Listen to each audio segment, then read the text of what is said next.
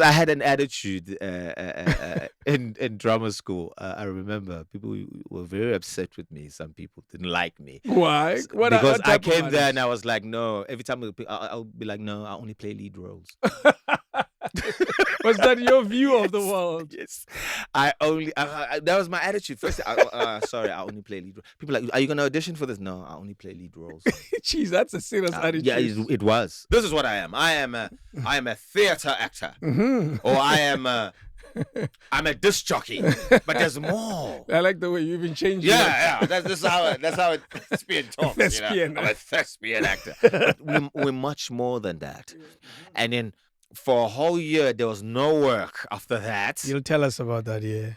It was a tough year. Yes. No work. Yeah. And then And there's Wild at Heart. why can't we have a story of Samo Shresh? Why can't we right now in That's this cool. in this Yes. day and age? That doesn't make sense. Not at all. Because we all intertwine. Umoshweshe and I met Ushaka. But where is their story? Yeah. I want that story. Yes. King David Studio podcast. I remember when I first saw Mtshali on TV.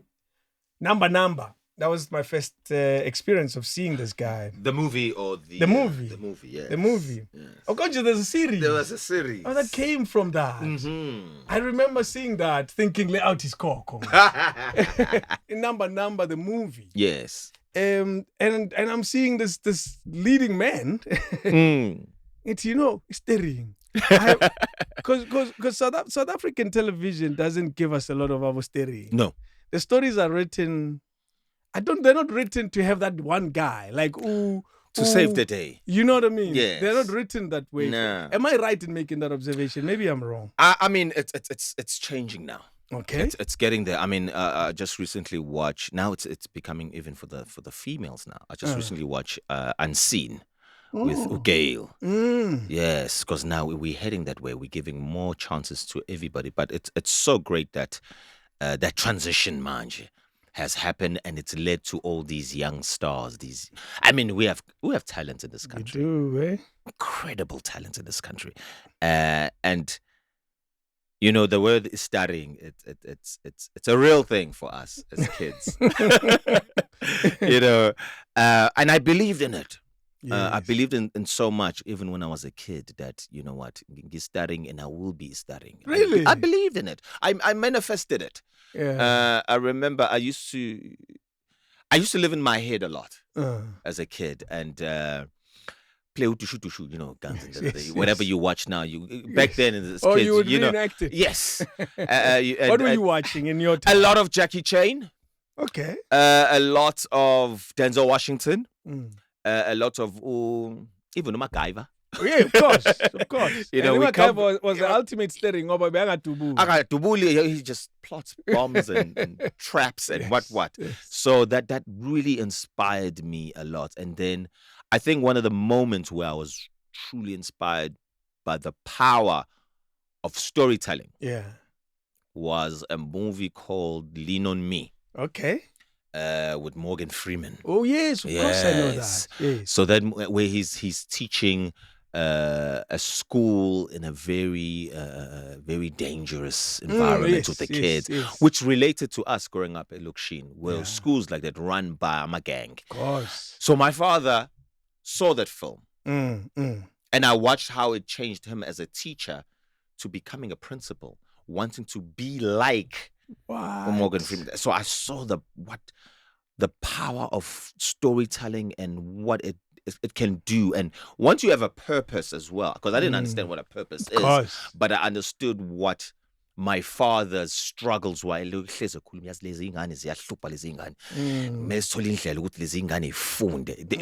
drove him. So and then him seeing Morgan Freeman as his teacher, he literally wanted to be like him, and he actually did. He became a principal. Wow! So he took the teachings from that. Yes, and even though he was a teacher. Yes, implemented them in his life. In his life, and he saw exactly this is what's happening, because those films, powerful films like that, reflect life, the mirror of society, and I was always pulled into stories like that. Not just So be studying now, because as you go on and on, you start understanding why this film was made the way it was made. Yeah. Yes. And those are the stories I want to tell. So Even it's why the story was told the way it was told. Yes, essentially. Yes. And the number was that of a young cop who is put up against so many obstacles. He's in the corner, like he's the ordinary man, basically. Yes. And he wants to make an impact, but now his impact, he gets drawn in to these conflicting spaces, with ruthless gangsters, and we do have cops like that. Yeah. And for me to have done a number at that age, it was just perfect. I was 30 and I was ready. I was gunning for it, and I did a research of it, and just to find out what cops go through, was quite amazing. You know, I know we look down on cops now, you know, a lot. Well, I think it's self-inflicted. It's a tricky one. It's a tricky one. Yeah, because we know the value of their work, and we question the results of it. Exactly, because of all the corruption and everything. So that's what number is. Yes. It is that. Especially now, there's the second one coming now. What? Yes. What do you guys call it? Number two? Number two.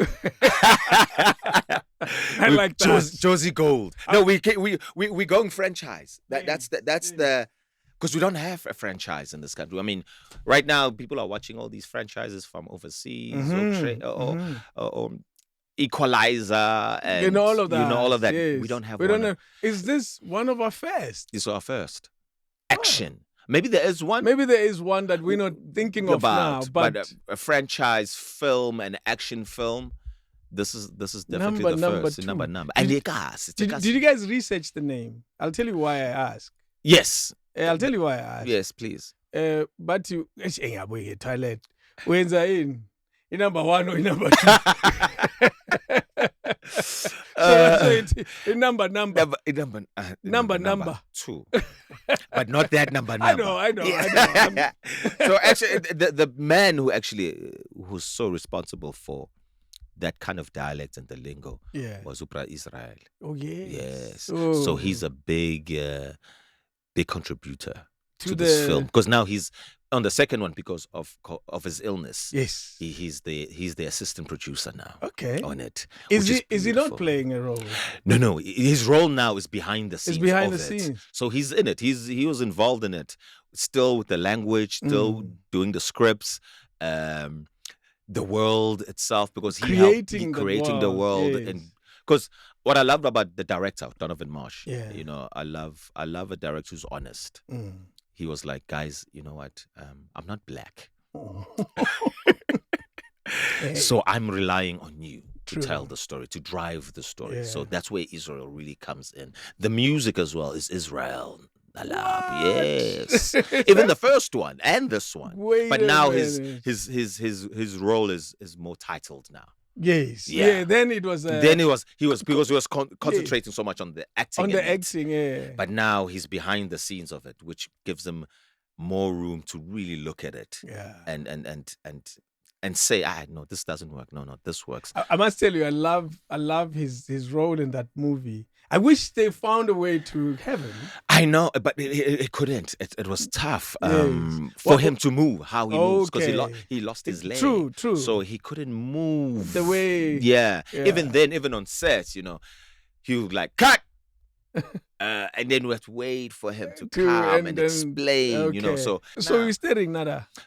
Obanomuny. I like that. With my boy Presley there.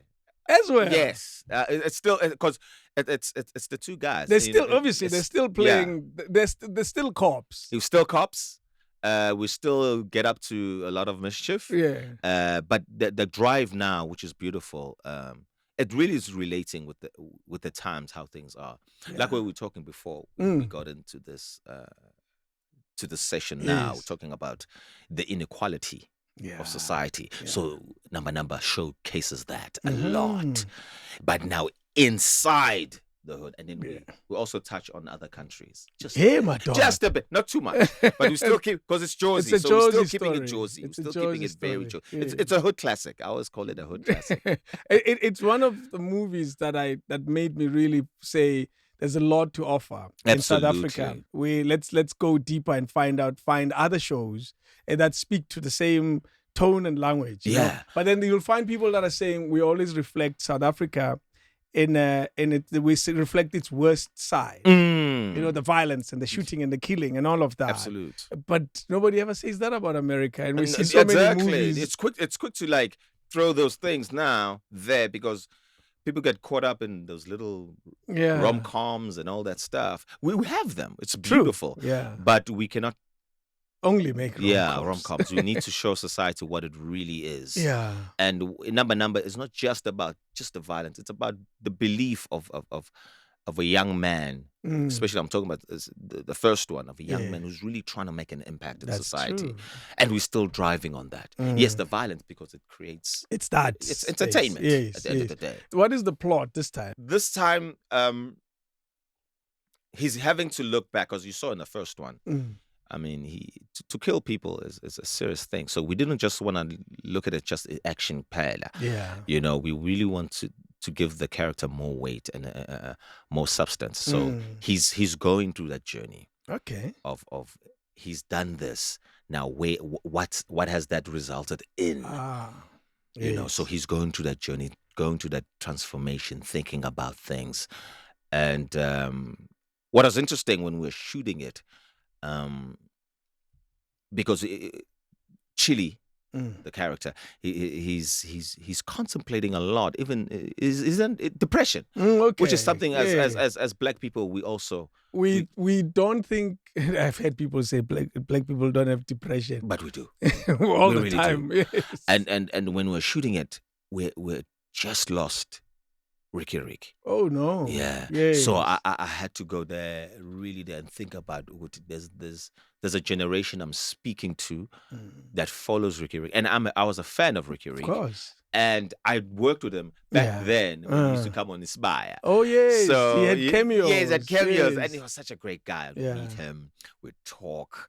Very inspiring young man. Very inspiring young man. You couldn't at all think that he was dealing with such big challenges. Yeah, I didn't know. I honestly didn't know, because we work. That's and the best we can, and then we move on. Yes. So I had to really draw upon that for Chili on this one.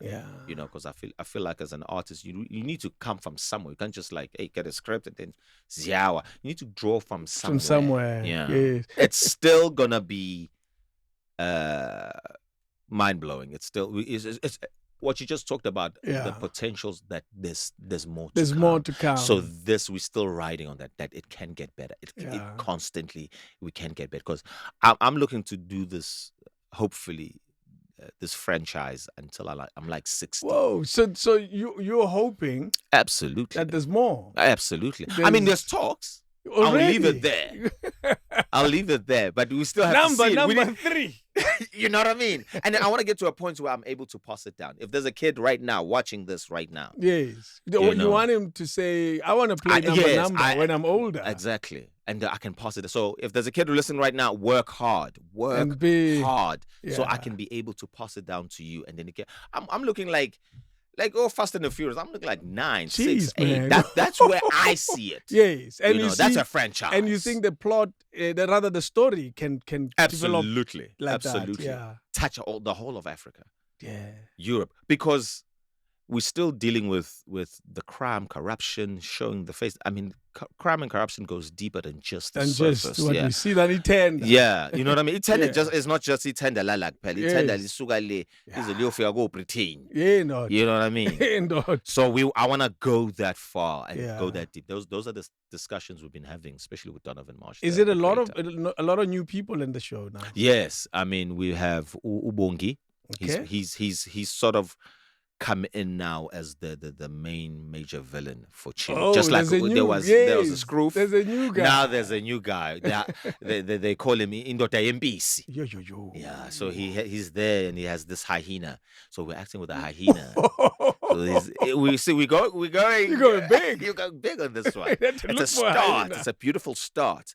So he has a hyena there. So we had to act with a hyena, but it wasn't a real hyena. Oh, really?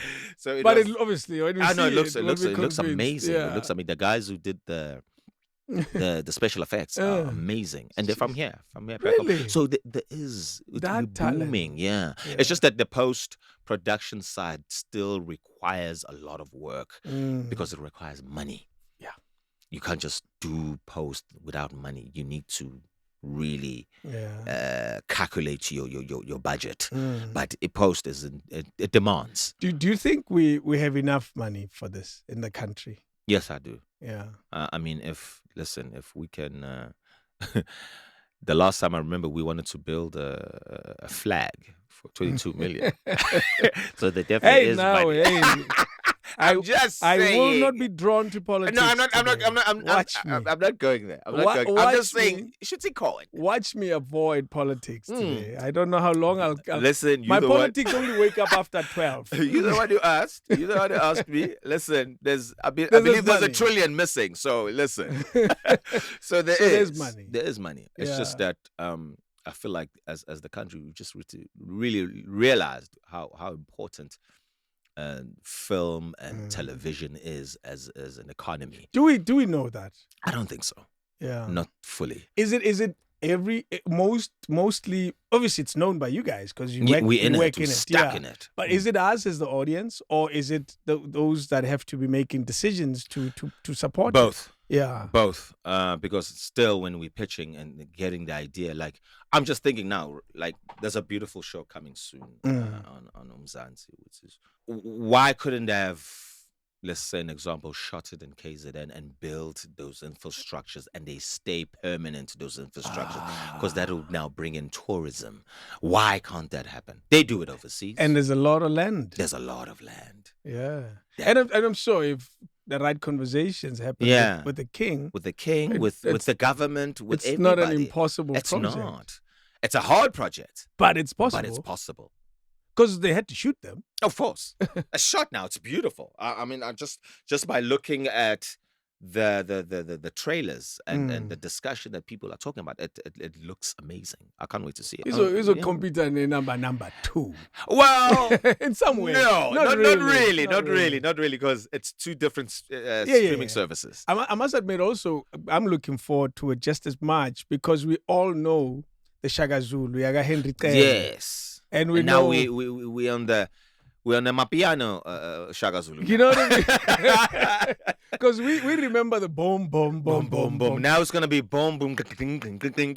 It's gonna be piano on this. I don't know, so I'm excited to see it. It's actually worth it's worth waiting for. Absolutely. In the steering now. Sako Ulemo, who's amazing young man, amazing. He just has to really ride on it, because he's not Henry Kele, and not many people know that Shaka who are coming up now. So the young people don't know look. There's a whole generation of Henry Kele. Yes. Yeah, I know that. Yes, and we grew up. I'll be watching him and comparing him. That's the problem. I can't help it. No. I won't help it. Yes. Because the story of Shaka Zulu to us, if you were to ask my generation, and they'll probably say I'm talking nonsense. Yeah. If you were to ask my generation to put the real picture of Shaka and Henry Kele, Ewati, Ubanu Shaka. Henry Kele, former goalkeeper, will be our Henry Kele for life. For life, I feel like Lemo now. He's gonna be that now. I hope so. No, he will. I pray that he will. Because similar to what you said earlier about a franchise that evolves over a long time and then it has new players now. Yes. Like the James Bond franchise. Yes. That has now new names. Yes. Who's the next? Who's the next one? And that's beautiful. That's a nice yeah. That have a nice strategy. That strategy has been there for forever. Yeah. So even with him, we'll be waiting. Yeah. To see if I mean, I think it's gonna do a brilliant job. I I hope have so. no doubt. I have no doubt. Yeah, it's a we how they did the old one. Mm. In my opinion, watching it, Mhm. I thought they were ahead of themselves in a lot of things. Yeah, because there hadn't been anything like that. No. The only problem I had with it was the language. Oh, you see, you would Yes. because it's your language. Yes. You would want them to get but it. now this 100%. one is our language. They got it right. Yes, it's our language now. So it's Zulu? It's Zulu. From Well, beginning to end. From beginning to There's end. no English. There's no English. Wait a minute, I didn't know that. Yeah. Wow. Yeah, and it's the same production company that did Isbai. Ah. Yeah, so they've done amazing work. Of course. You know, of Bomb course. Production has done amazing work. Yes. Their history where Bomb Production is incredible. Yeah. With the Yizo. Exactly. Yes. You see what we've done over the years in television. It's amazing, and we're still growing, which is nice now because now we're in a stage where we're showcasing that we can do epic work. Because I just did a Blood Psalms, Okay. which was on Showmax, which was now. It wasn't where Shaga was. We went even further back with Yellowbone Production. We went all the way to Kemet, which now is that word. But now what we did was like, no, we're not going to do it in English. We're going to do it in all African, our African languages. Yes. So and it's deep and it's and the writer, Jamil, he wrote it so poetically, and it was a 13 parts, if I'm not mistaken. Imagine that. And each episode is like a film. Literally, it's like the script is this thing. And it's one episode. Gosh, it was a lot of work, and we shot it during COVID. Yes. Yeah, and it was an amazing project for me because it's also another project that I believe that we needed, where we can showcase that we can do such epic work and owned by Black people. Yeah. That was the main thing. That Yellowbone Production is a Black production, and and they're telling that story. It blew my mind that we could actually go there. Yeah, you should have seen the studios. The studios they build Kemet. Yes, they built Kemet, and it was amazing to be in. As an actor, to be in those sort of environments where now you're not creating the circumstances in your head and your mind. They're there now. Yes. So you're not imagining you're not a hyena. You are there. Yes. So that was the great thing about, and I'm forever grateful to Yellowbone Production, to Layla Swat and Jamil for creating that. So there is money. You see, and there are ideas. And the ideas are there. And there are people with the type of passion that was Spike Lee. Yes. And all these George Lucas and all these people. And black. Yes. That's the main thing. And black. When you're a kid, because you're describing now a world you live in, which is the world of film, the world of television, and you describe it as this glorious world. And I listening to you talk about it, it's like, wow, man, this guy has achieved his goal. Achieving it. It's a process. No, but compare you now to that kid. Yes. When you were only seeing it in your imagination. Yeah. When you look back to that boy, do you look at him and say, yeah, we got there?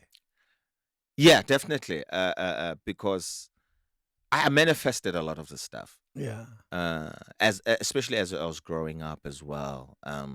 Getting introduced into theater, and I always felt like, no, this can't only be it, because sometimes we can easily get stuck in one thing and say, okay, this is what I am. I am a theater actor, or I'm a disc jockey, but there's more. I like the way you even changed. Yeah. That's how it's being taught. Thespian. I'm a thespian actor. But we're much more than that.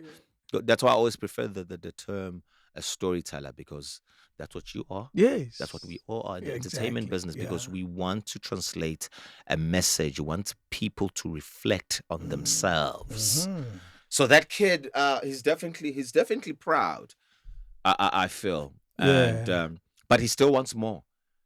He still wants more. He still wants franchises. He still wants more Black-owned businesses, Black-owned production companies doing amazing work, being funded and being supported. That's true. Yeah. That's more than anything. That's that kid's. That's Mtshali. That's his dream. His really dream is that. Where were you born? I was born in Durban. Which part of Durban? Not in town, right? No, not in town. Okay. So I was born in King Edward Hospital. Okay, yeah, well, technically in town. In town, yeah. How the But hell I did grew they get there that quickly? yeah. And I grew up in Claremont. I started in Claremont, and then I moved to Lamontville. Okay. And then from Lamontville, I moved to Lamont. Lamont. Yes. And then I moved to Montclair. In your first experience of life, where you could Check out things. born, Uh-huh. where were you? Was it Lamontville? It was Claremont. Claremont, yeah. How old were Ndundu. you when you moved from Claremont? I moved because I was bouncing up and down. So I moved fully. Oh man, I was probably about, if not 8, Okay. if not 10. So your first experience was Claremont. Yes. Yeah. Yes. Because 8 years, you're old enough to know what the hell's going on. And yeah, you start to see the game. You start to see. You're wondering what's happening because growing up at that age in the 80s, you start seeing things. You start seeing. ETC, when the discipline, and you're seeing the violence of people being, shamboked in front of the streets, seeing people being burnt alive. Yeah, that age where it's bubbling, we're waiting for Mandela, waiting. So I grew up seeing that, not understanding. Freedom You're fighting, because you grew up with that. That's you true. can't go there. You can't go to this area because this area here. But Ivali, only certain people there can go there. So you see, your parents are warning you, don't go there, Dan. So I was seeing this, not fully understanding, hearing about the Mandela. He's coming. He was a superhero. Messiah. Yeah, Messiah. He was coming. He was coming. Like, who is this guy? He did. Who's gonna change the world? Who is this guy? Nosy lad. Yeah, Nosy. Yeah, we saw him. Yeah. No, we did. We did. We're that era. If this was the Bible, we are the era that says, we saw him. Namajuda. And then there was life after And then there was life after it. And then we're looking at it now. And Simba yena beyala. Yeah, nufikile. Usasemalini. Yeah. You see? We're not going to get too deep in it. No. So why were you in Claremont and not Lamont and moving to Lamont? Because you said you moved up and down. Oh, yeah. I was in Claremont because my parents were still, my dad was still teaching. Okay. At Claremont, and then he started teaching Nase Lamont. So he would bounce up and down. Okay. And then they found RDP house there in Lamontville. Then we moved there. Okay. Yeah, but I loved Lamont. That's where then I started to grow, and that's where the bug came. Okay. The acting bug. The acting bug. But what sparked it? Something must have triggered it. The films, and then when I started going to a school called Glenmore. Okay. Glenmore Primary, there was a teacher there that really nganghlupha. So full of energy. What kind of hlupa were you? You know how kids are, up and down. Okay, you're restless. Restless. Hlupe klasini, class clown. Okay. Just a lot of energy. Okay. And then she saw that there was something there. And then she started slowly introducing me to little theaters. I remember coming there on sometimes on Sundays and Saturdays, watching community theaters. Okay. And all because of this teacher. Yeah. Slowly. And I remember saying, this was amazing that these people could just create things now. But the day, I think I was after I did the play in primary called Robin Hood Men in Tights. Yeah. Your story your story captures that moment so well. That's why I even told you about it earlier. Because that play really showed okay. I love this. I love being in front of people and acting. And as a kid, wow. I remember saying a couple of lines. I can't remember them. Yeah. And then all these people laughing. I was like, huh? They're laughing? Why are they laughing? I'm on stage, but I know, okay, I gotta keep this going. And I say the next thing and I do the next thing. And then they react. And then reacting. I'm like, oh, okay, Because when you're rehearsing, there's no audience. There's no audience. It's just the teacher there who's directing you. the best they can, and then now you're on stage. I'm like, okay, oh, this is what he meant when he said, when you get here, stop and say it like this, and then move on. And then, because we read it a couple of times, and then I was like, actually, the second night, no, I'm gonna own this now. Whoa. Yeah, You got it. I got it now. When I hit it like this, what if I hit it like this time? I started getting that slowly. Your own, my own little niche. And then even the teacher afterwards was like, "Wow, okay, you're not bad, not bad, you're not bad." Do you remember the teacher? The one specifically, it was directed by two teachers. Was two male teachers, Mr. Crisp, I believe that was his name. Yeah. And Mr. Cromie. Okay. But Mr. Cromie he forced me to actually. He was the teacher that forced me to do it. He's like, "You're gonna do this play. Whoa. You're gonna be in there." I'm like, I don't know. Did you, what was? I was like, I'm not gonna wear tights. Actually, I wanted to know what was the reason you were not keen. The tights.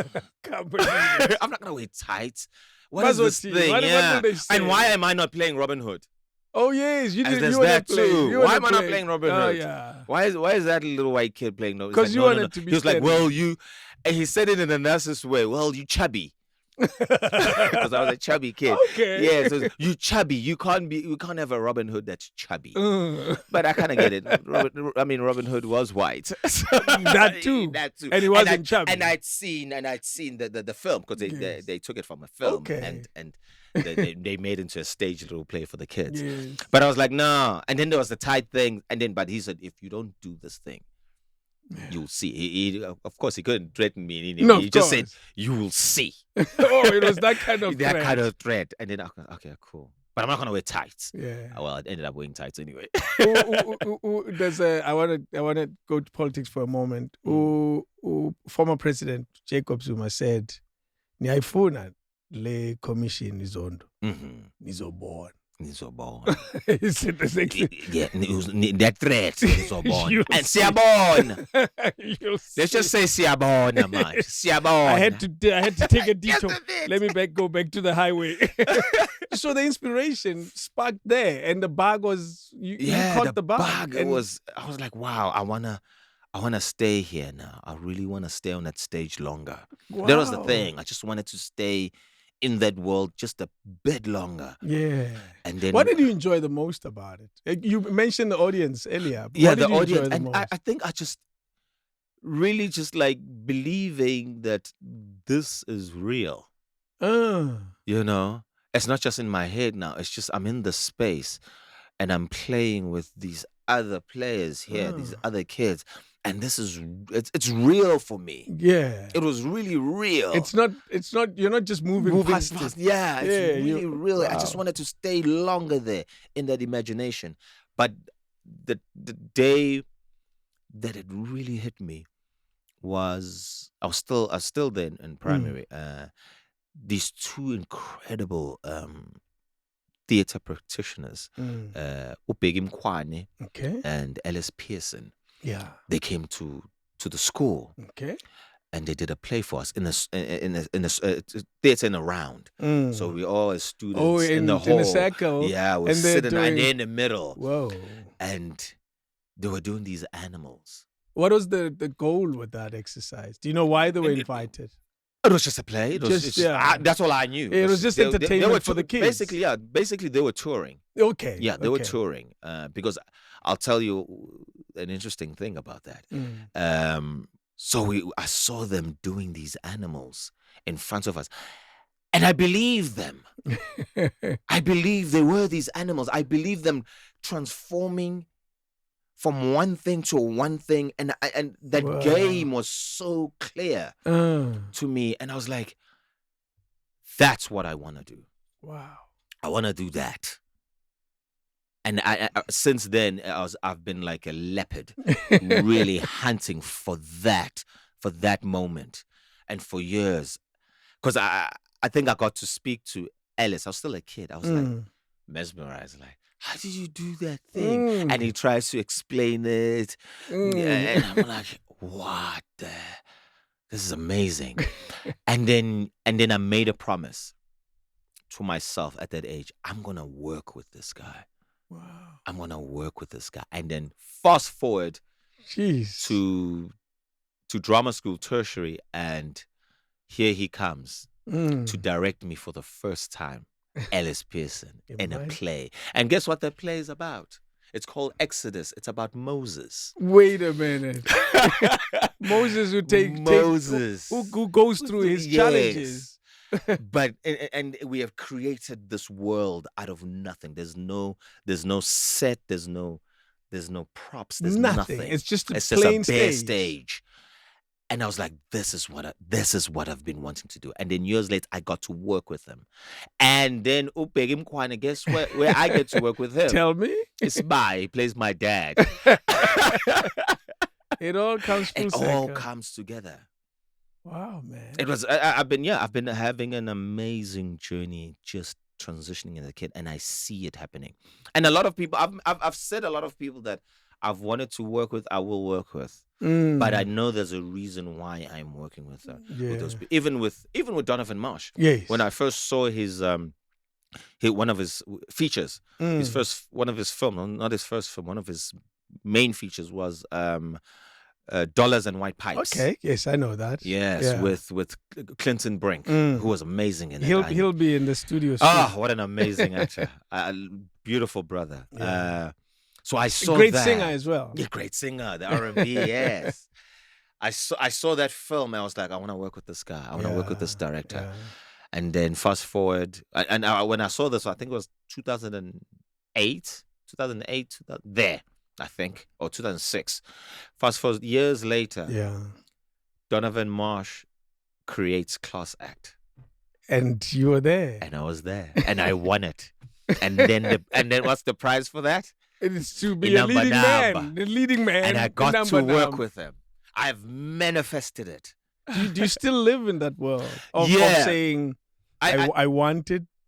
You know that it's you have to create it. Yes. Now, do you live in that world? I still live in that world. It's a weird world. I still live in it, but now I wish I could live in it more than I used to, and believe in it more than I used to, because now we're dealing with being an adult. Yeah. Sometimes you're like, ish, what, dreams. That's why let's put them away a bit. But you do realize the purity of the concept of manifestation means every moment. Every moment. Not just the big dreams. Yes. It's wishing for a great day. Yeah. Absolutely. Wishing for a good, quiet, peaceful morning. Yeah. I mean, you know what I mean? I mean, even in my daily life, I've always manifested a space where I can really engage with an audience and speak about the love of a process, the love of craft. It's happening right now. Yeah. So constantly, as you say, it's about the day. It's about finishing the day. Because if you think about it, we leave our homes every day. We don't know if we're going to come back or not. That's it. True. So you just constantly manifesting for a better day, just a better day than the next. Yeah. And I wish more people would have that. Because hearing you speak about the animals in a circle at school. Yes. Do you look at that experience and say, it's a miracle. That moment happened. Yeah. And then 7-8 years later. I don't know if I look at it as a miracle. Why do you see it? I see it as it's like a magnet. I'm just drawn to it. And not even a miracle. It's like just propelling you to it. Because I've had different circumstances that have led to something else. Yes. I can say now, meeting someone and working and having a brother like Upalens Laja, who I've worked with in so many projects and created our own businesses in the past, that now we're in a point where we really, in the time frame that we have, now, not later when we're older, but now, today, to give back. Yes. That's why we go to Esandlwana to teach kids. It's become such a blessing for me because I wish I did have, but a more solid structured. Yeah, a more solid me coming to me and telling me, listen, Work hard, work, Yeah. do this, do it like this, straighten here. Because even then, as much as I was as a kid, very all over the place, but I knew when you were speaking to me, and I kind of knew when it was because now I'm on that process where I feel like sometimes it's my ancestors and my thoughts speaking back at me. I feel like it's almost like they've chosen a vessel, someone to come and relay a message to me. So I feel that. like that a lot. A lot, right? And it's sometimes it can be irritating. Yeah. You're like, oh gosh, here we go. There's a moment in my life where a great idea that I did on radio came in a form of a phone call. What? And I don't know who's that person who called me. I can't tell you. It was them. You just needed that at that moment. And I remember the phone call. I remember I was driving. A phone rang. I picked up, and we were chatting. Yeah. It's a white man. It's an older Afrikaner man. We were having a chat about whatever it is that mattered at the time, and then it led to an idea that he said in passing, because he said, "Oh no, I once in a while listen to your show because I like the music you play. And I like the cricket because it's Radio 2000. There's a lot of cricket. And I like the cricket that you guys sometimes do." And he said something. He's not a radio guy. He's just a random guy. I can't tell you who that person is. Wow. But they gave me... Till this day, I have no idea. And I that sparked a thought on air. I put it up as a radio concept. And it worked. And I carried on. I don't even know what idea it was, but I remember the feeling of a random message coming from a random person. And you've had that idea. You just needed sort of like... Don't push it. Like, go. Yeah, that's good. You have no reason not to. Yeah. And I don't know who that person is. Yeah. And I hope this conversation we have at sparking somebody there listening right now. Absolutely. That's really what I love about your show. It really inspires. Even I was listening to another show. You had a former colleague is there, Aubrey. Oh yeah. Yeah. I was just listening to him because Pitoli boy. He was really inspiring me again because it's always nice to not just to sit with people. It's fun, talk about anything else, but to re-inspire you, especially people you work with. True. And I work with Aubrey is just an amazing soul and an amazing artist. Yeah. So just to watch him, because I watch a lot of people and I watch a lot of work. Yeah. When someone throws something to me, I watch it. I'm like, okay, let me check it out. Yes. Bad or good or bad? No, good or bad. Let's say strong or weak. Okay. We've already said good or bad. Do you want me to edit out the good or bad part? Keep it. Keep it. Oh, yeah. So you're saying you like the idea of using your own colleagues also as inspiration? Absolutely. Yeah. I mean, I have so many from Siyabonga Twala to Begim Kwane to even the ones I work with, Palenslala, Sparking Nguli, Uzeno. I have so many. Lerato Velase, the side. There's so many great stars in the country. You know what I mean? The talent is amazing in this country. I want this talent to be global. Because I look at how Nigerians have done it. And I also look at how Mapiano has done it. Oh, Mapiano is just... Yeah, because we've had so many different genres of music in the country. Many. Piano is inspiring. But piano was able to become global. Whether intended or not, it did it. But it reminds all of us. Because when we do that with brands, we not only take the music, we take the culture with it. We take the dance moves. Yes. And then we have people, you watch YouTube, these American boys reacting to a Mapiano move or Mapiano song. Yeah. So it's the culture that also travels. What I love about Mapiano is that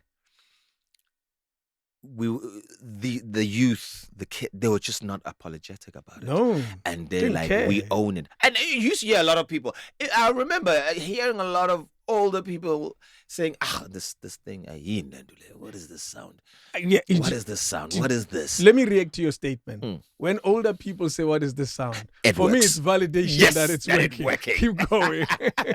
And that's what I loved. They were so They didn't at that time. They didn't care if it goes global or not. No. It's just that we own it and it's ours. That's And it. it just oh man, no Kabza. I'm so proud of them. I'm so proud of them. You know, there's the Scorpion Boys. Oh, and, amazing! And everybody who's in it. Who's in so it? many Yeah. people. Yeah. And I sometimes I get to speak to them on social media. I like to validate people and tell them how you're doing great work. Yeah. I like to tell people that. It's pointless to hold it back in. No. Yeah. What's the point?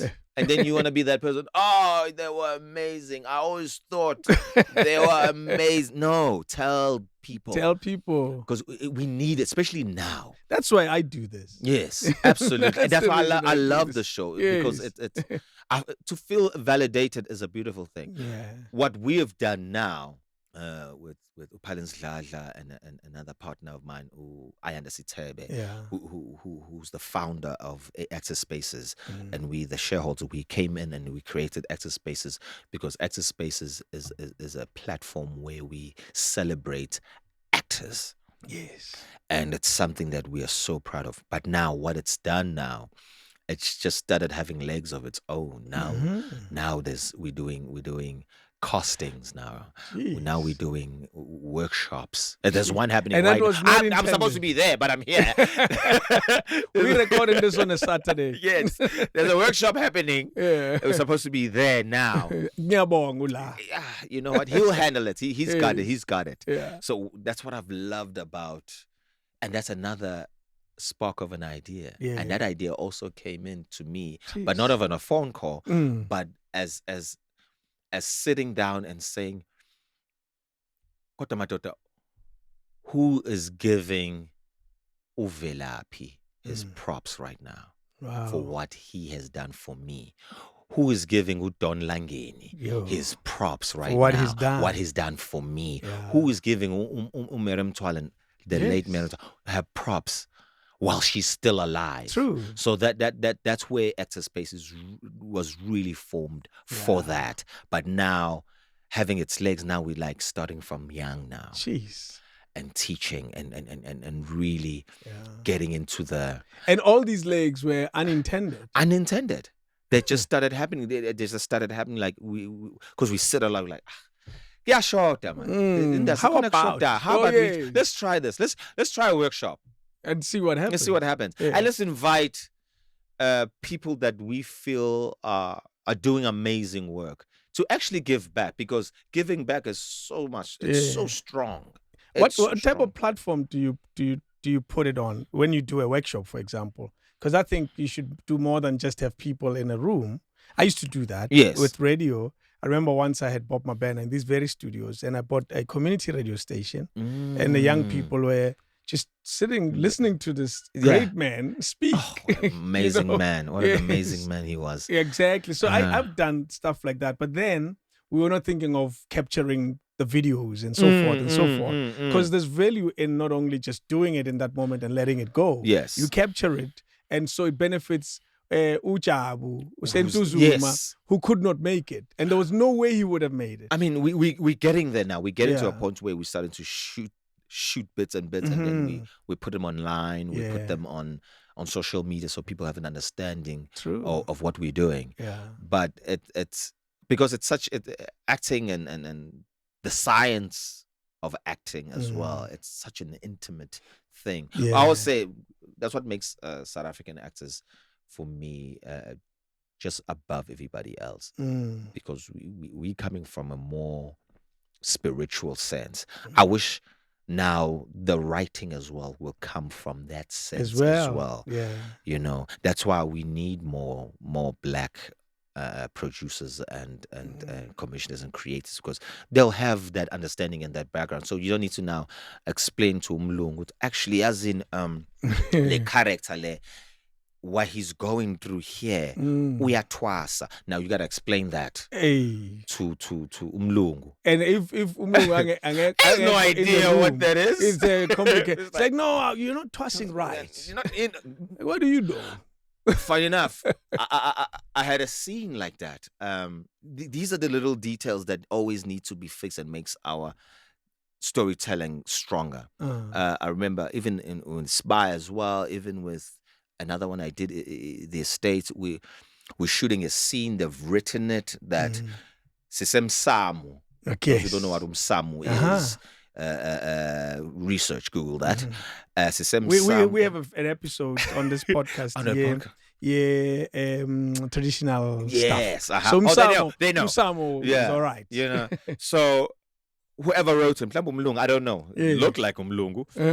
They have an idea. You know what I mean? They have sort of an idea what it is. But now you're saying Sisemsamu, and everybody now has to start talking and having a scene and talking to their ends. No. It doesn't work like that. Yes. Especially if it's Msamu gungena usbanbani and for this. So now we have to constantly have to explain those details. Because that's where the true essence of beautiful storytelling is. It's in the details. I must tell you though that this episode that I did, it's about understanding that stuff. And we're still trying to understand it. I was about to say that. That I wouldn't get shocked even if a black director would not know what you're talking about. Absolutely. Because we are so disconnected from that. But we're so fascinated about creating that world, but we truly don't know that world. It. So, but the beauty of it is we exist in a time in our society where there's a bus full of people who know exactly what that world is about. Exactly. And it's so much more than just in this scene, Sizoshisi Mpepo. Yes. And it's cool, things just happen. It's much more than that. It's something sacred. And constantly, I remember I had to always try and explain this to when I was a state. You can't just do that. I need you to do your information before we do the scene. Don't just. Yeah, because then somebody's going to watch it and say, nah. Somebody I know who's going through that process, like, hey, that's pork. And funny enough, I remember it just took me back. I remember shooting Spire, and the scene is about Umkhandla, where the king stays. Yes. And I remember a good friend of mine, one of the actors there, Ubongani Kumete, who plays Ubaba Mncane. Yeah. So they did. He was not even in the scene. There's something they did there that was it didn't correspond with what really happens there. Because sometimes you have to follow the script, which I understand. You have to follow the story, but you can't miss the details now. So a lot of details were missed. And then Ubongani Kumete goes to see a chief back home in KZN. For real now. And then the chief was not happy. Uyibonile. Like, lento eniyenzayo lapha ayenziwa le nto. So now that's the thing. Most of the times we have to explain to the audience that ibhalwa abelungu le nto. But also nabo bafanele bathi eniyabayeka abelungu mabhala le nyongo. We have to fight. We fight, and then when we fight, then amadiva. There's that word. Because and I understand sometimes, because you're chasing time. And I understand that, producing long formats, it's hard. Yeah. And you're chasing time. But now you can't miss the details. If you've said you've created a world like this, you need to. It's not just the wall. Yeah, there's people who are watching this and they're taking it in, and our audience is very much on that. They really observe every detail. We have a very critical audience. I think South Africa is one of the toughest audiences. You can't fool them. Yeah. You can. All these other shows that don't but have not depth. About culture. Not about culture. It's two things: not about culture, not about language. Yes. Remember we were talking about Shaka earlier. Yes. We accepted the English version back then. It was not anymore. Yes. If you had to do a Shaka now in English, they'll be like, why? Why? Why? Why? Imagine doing umshweshwe. Yes. And then you having Afrikaans. We should do that. I can't wait. That's the one I need. We should do that. We need more kings. We should do Skukune. Yes. It's time. We did an entire series of African kings. Only. We can go out of South Africa as well. And there's so many stories there that reflect to now. Do you know, I was with Tadekai Fasimenya a week ago on a Friday, and he spoke about the journey of the Semenyas from Kenya, and they settled in Limpopo, and they made a home. Wow, I didn't even know that. It says it's 500 years ago. I didn't even know You that see story. that? You see that? That amazing journey, just shooting that journey. Dude, he says one of them stopped at some point and settled somewhere there. else. And that's how. And then they carried on. That's how it is. Yes. And when they got to where now, Kehasemenya, they settled and they had to interact with the king of that time and said, we've arrived and we would love to make this home. A home. They were probably even told that actually we were told to come here. Which you see, it's also possible. Yes, Absolutely. we were told to come here and to settle here and to create a nation here. Yes. So we are all so connected, but we're so divided. That's it. And, you know, look at how far that story comes from, and it settles in. And people think you can't walk from Limpopo to Joburg. Yes, you can. I've done it. I've done it. Is it? Don't tell anyone. That's interesting. You just not Limpopo. Not Pretoria Limpopo. to Joburg. Pretoria to Joburg. I've done it. It's a crazy reason. I'm interested. Some girl broke up with me, so I was crying. No, I'm lying. I always use some girl broke up with me story because it always gets people laughing. Yes. I was preparing for Kilimanjaro. Aha. And it's not the same terrain, but it's the same mental state. Yes. Of silence. And how long did it take you? It took me the whole day. I did it twice. It took me the whole entire day. Wow. I started at 6 a.m. I left my home in Midrand. When I got to Shell, is it Shell, not Shell? What is it? On the highway? Yes, it's the Shell. Shell. Yes. I was thinking, I should go back home. I'm thinking, why am I doing this? And it's exactly the training that I was trying to overcome. Yes. Why am I doing this? I don't have to. But you know what? you just reminded me. I always forget this. Yeah. Even when I was at drama school, tertiary, now you can imagine it's in town, and I'm staying in Montclair, which is about a 20 minutes drive, 30 minutes drive. That makes it an hour and a half walk. More, about 3 hours. And I'd walk from there to home, learning my lines. Whoa. So that when I come back, I know everybody's lines. So that walk was a training. Gift. It was a training for me because I remember it happened a lot when I was still first year because I had such a pressure. I had to do this play. We were doing a play called it was a Greek play, and English is like it's a lot. Gosh. It's Oedipus Rex. Okay. And then I had to learn all those lines, everyone's lines, learn them all, and come back because I knew that I just wanted to be.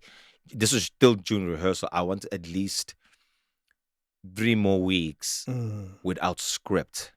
Wow. Where I'm just like trying to find moments because I don't even know why I did it, but I just knew that I needed to do that. Yes. And I understood the pressure I had. Yeah. At first year, you're the lead. And it's they called it it's a program that involves the entire first years, and you're the lead for all the first. How the hell did you get that? And I didn't want you auditioned. You auditioned, and I got it. And plus, I had an attitude in drama school. I remember people were very upset with me. Some people didn't like me. Why? Because I came there and I was like, no. Every time I'll be like, no, I only play lead roles. Was that your view of the world? Yes. That was my attitude. First, sorry, I only play lead roles. People are like, are you going to audition for this? No, I only play lead roles.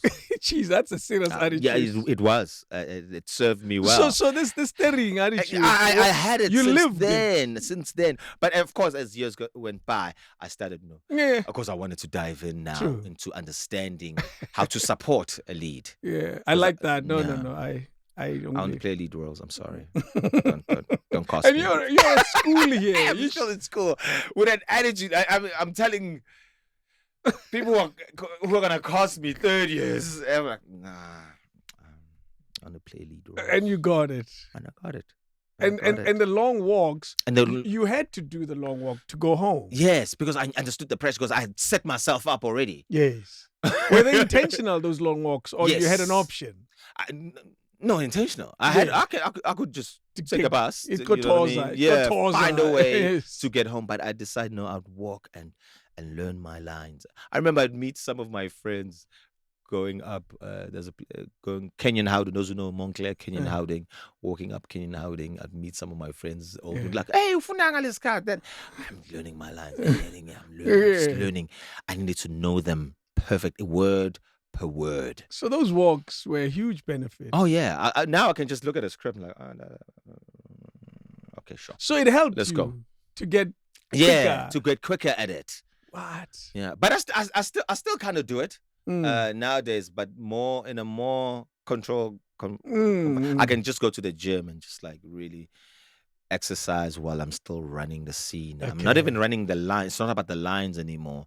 It's really about understanding what am I here to do. What is this character? What is this character? What is this show really about? Okay. It has to be more than just your individual lines. The individual lines or the dialogue or how the scene looks. What are we here to say to the audience now? What's the game here? Wow. So that's how my approach constantly is about on each and every project that I do. I want to go back to the circle and the animals. Yes. Because the circle and the animals is a pivotal role in your life story. Yes. It's the turning point. Absolutely. Of probably a 12-year-old. Yeah. It's around there. It's along, yeah. And just to you have to have seen, those who have seen Ellis Pearson and Begum Kwanu's work will understand the power it has on an individual, young or old. Yeah. You know, and when you're a young kid who's just in love with acting and storytelling, it blows your mind and you just want to be part of it. Yeah. You just want to understand it. And I remember Ellis Pearson saying to me, and when I started working with him, saying, did you remind him of? I did. I did. He doesn't remember. They were just passing by. He doesn't remember anything. Even Mtshali, I actually told him. But he was like, in his mind, he's like, yeah, of course. You one of the schools I went to touring. So if you were in the room, okay. And funny enough, and then that actually had a full circle for me too. Okay. Is the young man playing Ushaga now. Yeah. Told me that I came to his school. What? And that left him an impression. When I started working with Ellis Pearson and creating the work that he still remembers, I'm like, hey, Lemo, I always say to him, oh yeah. Sure. Yeah, sure. I know he's gonna probably watch this. Like, yeah, I remember, Lemo. I remember. Which school again was that? one of these. No, is it for him as well? Yeah. For you? I'm like, what school is this? I don't know. And I've met a couple. Some have DM'd me, especially just to show love, which is so beautiful. Saying, you know what? When you came to my school the first time you did a show, because I've done a lot of shows going to school. Yeah. One was called Hooked on Books, where we're teaching kids how to read. Yeah. And then another one was then the theater itself, working with Ellis Pearson, and they always say, you came to my school. I went to a lot of schools. I guess it speaks to, because if you go back to the circle and the animals, it speaks to the need for, I guess I wouldn't call it mentorship, but exposure. Absolutely. Because, there are kids who go to school, they're in front of a teacher, tells them stuff, they go home. And nothing else happens. Yes, nothing has sparked something inside them. But when they saw this guy on stage, and they're like, and they were not famous actors to you. They were just people who were invited to the school. And I've heard wind about them. But it wasn't. These are the best practitioners in South Africa. You realize if they hadn't come, your career could have been easily delayed. Or not happened. So they were meant to come. That's why I say maybe we should go to a lot of schools. Yeah, and it's that's what I'm on now. Yes. Is with teaching now, not just the schools that are fortunate. Yes. I'm going Sandlwan. I'm going to Tell us about there. that. That's a beautiful project with a company there, in an educational company that actually teaches teachers. Okay. There in Sandlwan, which is very rural. It's those who know Sandlwan is where the war between the British was, and the Zulu and the Zulus, yeah. the war between the Zulus and the British. But it's a small town, but it's with beautiful people there. With a strong history. With a strong, beautiful African history. Yeah. So myself, Palent Dladla, Ayanda Sitebe, Amanda Lane, who actually, Amanda Lane, those who know Amanda Lane, she's responsible for creating Tempe Pushes, my first major drama series, and it's Toons, the one that had Utusombe. Yes. The Emmy, that one. Yes. So she's also involved in creating that program to now teach young kids in the rural areas to have an understanding of confidence and an understanding of who they are themselves, and also to see this other world as well. So we use theatrical skills to enhance that, and they learn how to write their own poetry. Some of them, of course, they can, and they're beautiful. But now, how to present the work. So you realize that someone from that community is going to be a star. Yeah, absolutely. I've seen some of them. They're amazing kids. Because we also have this young lady, Butlelo, who you might know her. And yes, you do know her. She's on Scandal, and I don't know if you remember the show SA's Got Talent. Of course. She's the little girl that won that. Oh yeah. We've used her as a opening for doing poetry for a lot of our shows here. When we used to do National Teaching Awards in this building, we used to use her as an opening because we needed that, and we would even give a bigger project than that. We would ask her to write. Yeah, she's still doing it. She's doing this with us. The opening. She's doing this with us in these schools that we go in. She's great. She's on TV. She's amazing. Now. Doing she's other amazing. Things. She's so I remember then we used to call her mother and a little 19-year-old. She was a kid. No, she was a kid. She was even a baby then. She was much younger. And we would call her mother, and the mom would come with her. There's pictures of her in this building when she was very young. And her spirit, she's what an amazing, talented. So you take her along to this. All of us, we all go together, and we spend a whole week. Whoa. That's where we're going now. We spend a whole week. Different schools that are there that are working alongside Kula Education. It's incredible. Yeah, it's called the program that we're doing is called Ngilalele. Okay. Listen to me. Listen to me. Yeah. So we're having these kids having to express themselves to the world. How are a project like this funded? This one surely this is not cheap. No, it's not cheap at all. So it's funded by British because you know because of the history. The history. Yeah. So you're having a lot of tourists coming from Britain or Europe or wherever else. Yes. And they want to know what we're doing, and they want to know this. So there's a lady who created. She's one of the producers. Those who know Pinky Blinders. There's a British show called Pinky Blinders. She's one of the producers. She funds this program that helps teachers teach. Incredible. So and then they pulled in Amanda Lane, they pulled in Ayanda Sitebe, they pulled in Palance, they pulled myself, they pulled in Mtshali, and then we came in, and there's a young man from the and we came in together, and we're just working on this program with these kids. I wish the government would create something similar. Yeah, and be part of it. Across the country. Yes, and absolutely. replicate it absolutely. And make it everywhere. Absolutely. And that's our plan now. Do you see it, which is the obvious answer, I guess, the benefit to the young kids in the community? Absolutely. Yeah.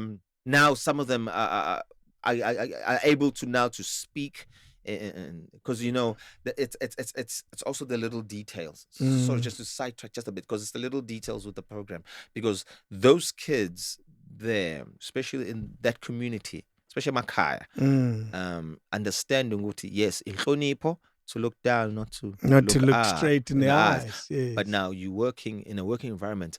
that doesn't add up. But it's having that understanding now. You can do it this way here, yeah, but it doesn't mean here. khohlwa amasiko. True. But when it comes to the workplace, it demands that now. It demands you to be able to talk, not to stand at the back. Yeah. And it's tough to get those kids to that. You're changing someone's natural behavior. Yes. And it's not as easy as it sounds. Yeah. You're asking a cheetah to slow down. Yeah. It's just slow down. I don't know how to. Yeah, you don't need to run fast all the time. Slow down here. Yeah. Because this environment it does not require your speed. That speed. You see, it's a huge change. Absolutely. Yeah. Absolutely. But you see the results. I definitely see the results. Some of the kids I know some of them are going to be in universities, coming from and they want more. And we're not there to teach acting.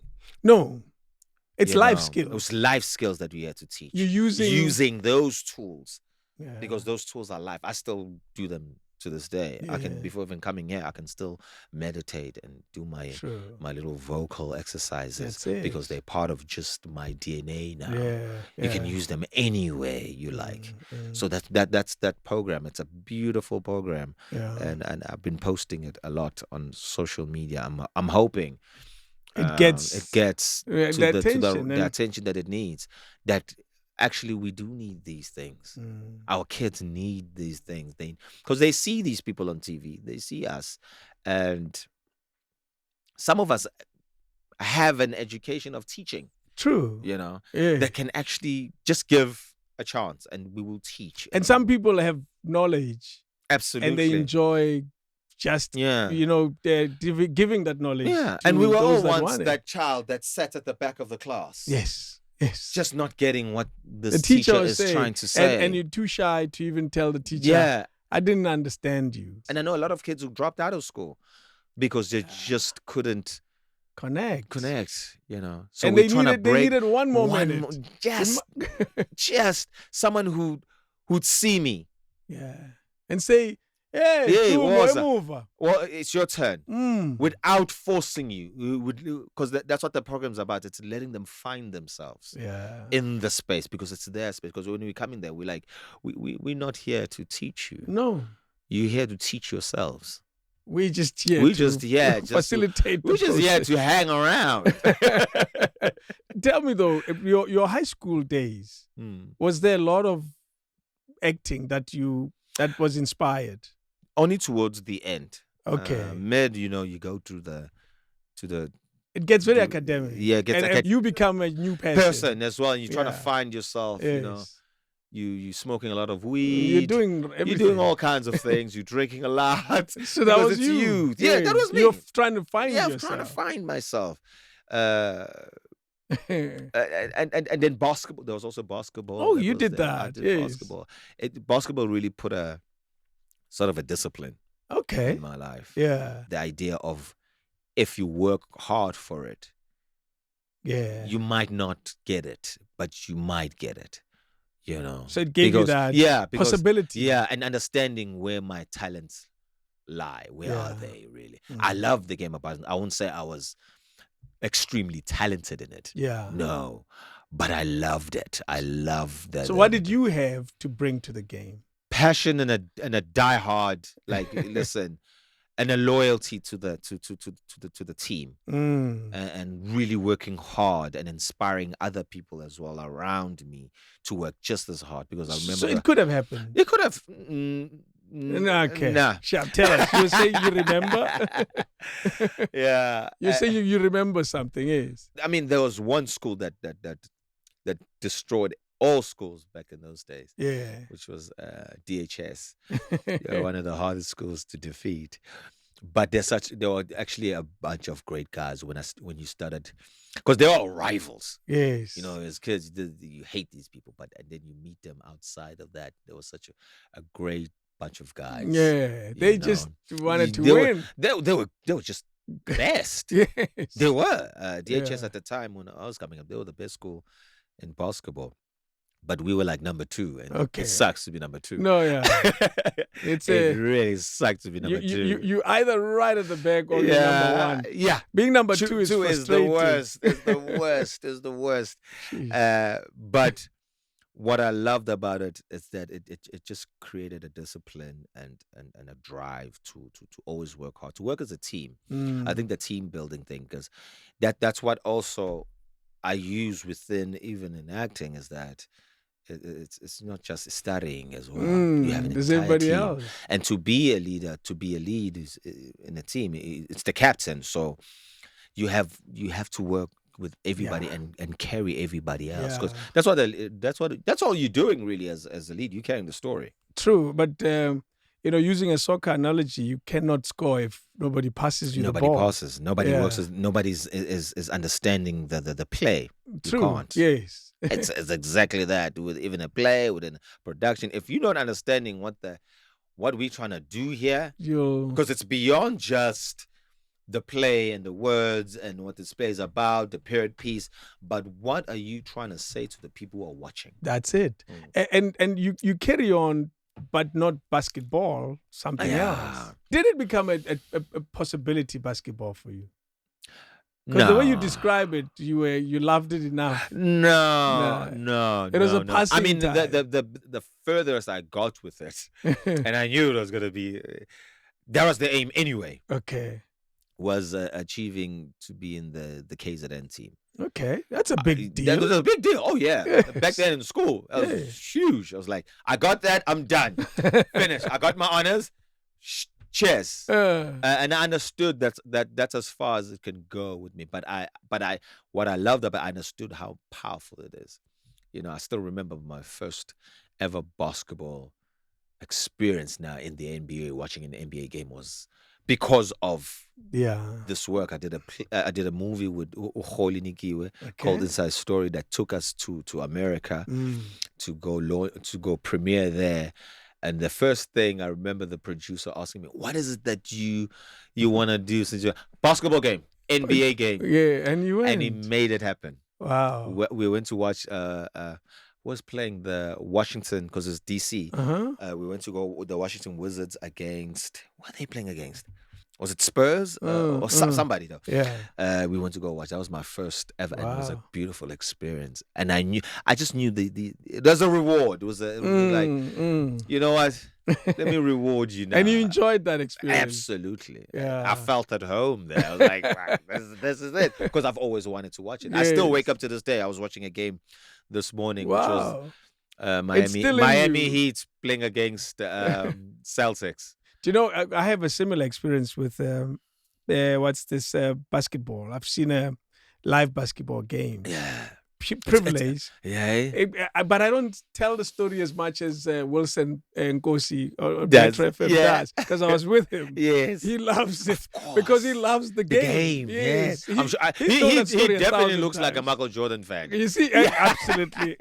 He's told that story a million times. Yeah. I tell the behind the scenes part because I was also with Gareth Cliff. It was the three of us. And together with Gareth, we ran around the whole place and took pictures with celebrities. But that's why you're there. But that's what you're there for. I wish I had that part. That was the only part that was missing for me. Well, I have a picture with P. Diddy. I have a picture with, and that's the Sean Kong, P. Diddy, when he was still the big brand. Bad boys. Absolutely. I have a picture with Denzel Washington from that experience. I know you'd be jealous. I'm not. So it was that moment. There's I forgot there was a singer who was playing the piano during the halftime. The time, yes. Yeah, and I forgot. I took a picture of it because we had VIP passes. So you're sitting in the front row. No, you guys were special. You guys were special. We were from Africa, man. Yeah, we got they're from Africa. The African people are here. Yes. Let them sit here in the front row. The delegates. Oh, wow. So and it was, listen to this. There's an all-star game. Yeah, it was big. Okay, listen, you saw the big game, the big stars. Which year was this? Early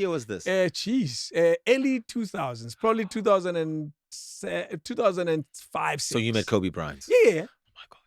I took a picture, Wilson and Kobe. I don't know why I didn't see the need to take that picture. I didn't take a picture with him.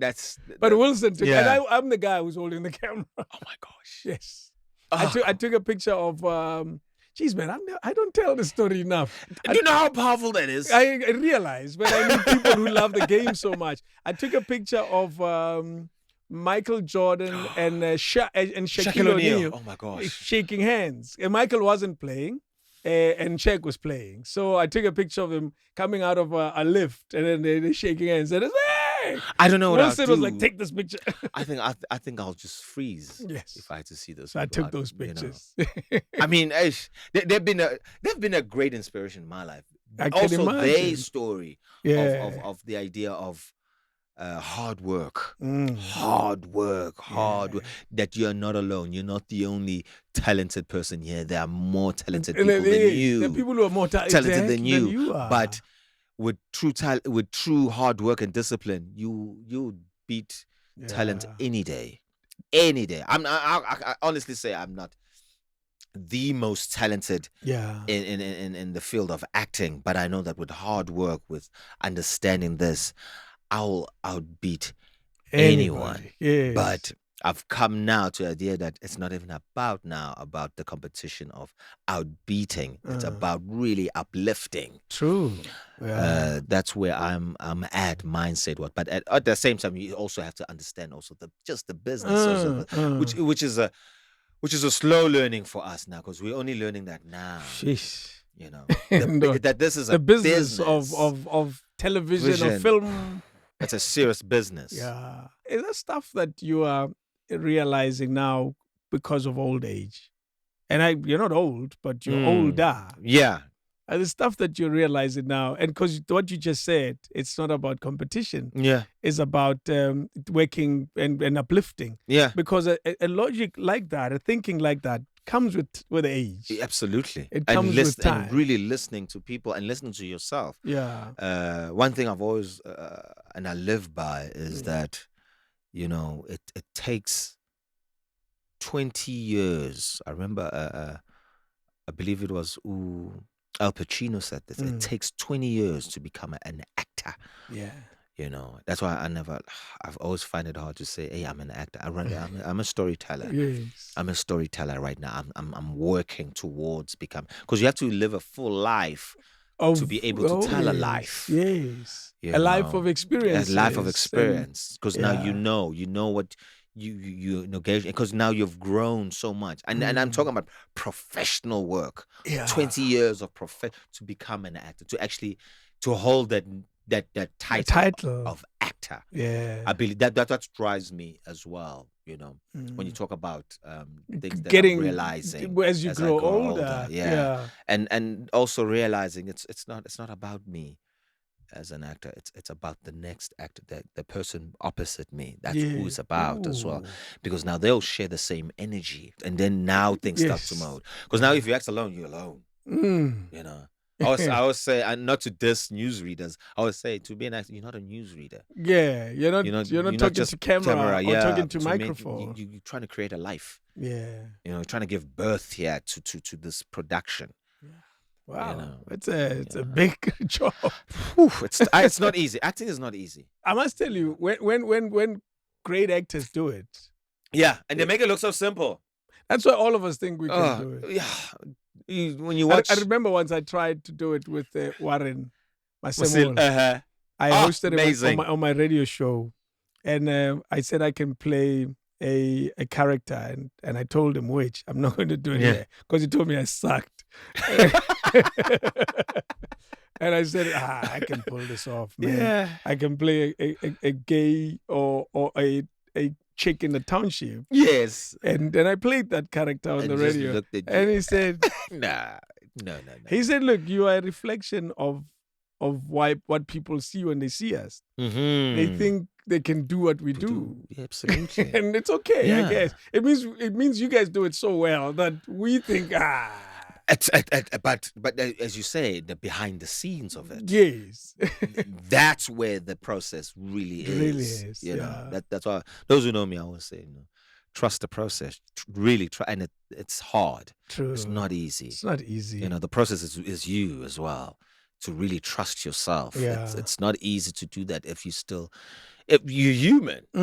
Yeah. It's not easy at all. You were telling us the story of the long walk, 3 hours learning the lines, because you had a leading man role. Yeah.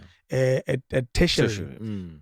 Did you pull it off? I imagine you did. I did, because Was the walk beneficial? Absolutely, it really was. Because the reviews back then, Okay. I'd have to go dig them up. I had to go back to varsity to find out. them. But the reviews were great. I had a beautiful review from a crit that came there. Caroline, I have to remember the surname. She was one of the big crits that used to come. A beautiful review from her, and then towards the end, there's prizes that's given. So I won best newcomer. Whoa! Yeah, and it was a great achievement. But that wasn't the achievement. But what I learned in that walk is the idea of that. This is just a start. There's more. You can always go deeper. Yeah. That was just the physicality of it. But now I'm at the stage now where it's also now the spirituality of everything, and understanding the purpose that Abaseka Abadala, why they've placed me here. Okay. What's my real purpose besides acting, besides producing, besides directing? What's really my purpose now using this tool? What did you find to be your purpose? Teach. Yeah. And I come from my dad. Yeah. I come from that. A history of teachers. Yes. But now teaching life, teaching the idea of self-belief, teaching the idea of true discipline, teaching and then you can still fumble along the way. Okay, along the way. You can still be depressed. You can still doubt yourself. Even at the age, it comes in, but now it's understanding how to get rid of that doubt and really attack, in that circle when I saw those actors and go back. Go back there. I do. I really do. It's amazing how the child in us never leaves. No, it can't. Because once he leaves, then you lost. Yeah, I believe so. I mean, I'm before we when I got here, you were showing me the mess vision. I've started. Yes, the vision. Yeah, and it's a beautiful vision, and I see it as it's a conglomerate of ideas. Yeah. Just being here and understanding that upstairs there's Mtshali. Literally right above us. Right above us, there's Mtshali up there. Who knows what he's up to? Yeah, boy. You have no idea what week I had to deal with. What a horrible week. I remember I had a chat with him. Dave, I'm sorry, Dave. Yeah, all right. I don't know what happened. Yeah, I was like, yeah, I understand. Now when you say it. but to be I wish people would get to see this space, to see you as this driving this idea of Black consciousness and Black reporting of life. That's it. That's what it is. This facility, yeah. Guys, it's beautiful. What he's creating is gonna be beautiful just for young Black creators. Yeah. Not that we excluding others, but just for young Black creators who want to share their voices. This is gonna be that hub. Yeah, man. Anyway, it's not about me. It's about us. We are staring. Did you continue to be given the lead actor roles at school, at varsity, as you wanted? Yes. And they didn't know. Did you ever have a supporting role? Yeah, I did. I did. No, I did. And you played them with. Absolutely. Yeah, you didn't say, "Hey, no. It's the growth. Yes. I'm glad you understood that. Yes, it's the growth, and I think, and I had another now. Back then, I had another goal. Yeah. I wanted to do. I knew I couldn't do it as just lead. I wanted to, before I leave, finish third year and everything, I wanted to do at least 50 plays. That was my dream. How was that going to be possible? I don't know, but I knew that's what I wanted to do. There was a record that was set. By someone. By someone. You wanted to break. I wanted to break. I did. What? I did break it. How did you pull that off? I was in so many. I was a mess. I was a problem to a lot of other people's productions, because now I have to go that rehearsal and then go to that rehearsal and go to that rehearsal. And they would still cast you. Yeah. Why did they even say? I don't know. They just did. I don't know. Maybe they just did. And I would have thought maybe they would like, hi, we are Mtshali. Because that's what I'm thinking. No, they still casted me. Some of them still casted me. But yeah, I think I did almost towards the end of it. I did a lot of plays. Amazing. And I remember how I knew was by the posters. I would hang the posters in my room. And you'd have posters and you were there. Posters of all the shows. I remember my mom walking in and was like, okay. You busy. Okay. All right. You here as well? Yeah, in this one. What's this one about now? What's this one here? What's this? Yeah, mom has been a champion supporter. She's like one of my biggest supporters. Yeah. Her, my dad, and my brother. Yeah. My sister, because my sister is my other half, basically. I'm a twin. Okay. Yeah, so her excitement is always much more than me. Who's the older one? She's older. By how many seconds, minutes? Well, in our culture, the one who comes out first is the younger ones. Oh, really? Yeah. Oh, you saying it in that context? In that context, she's older. Okay, yeah. I'm the one who saw, who took the first breath. Pretty much. Yeah. But in our culture, she's older. Yeah. Okay. Yeah. And you say she's your supporter. Absolutely, 100%.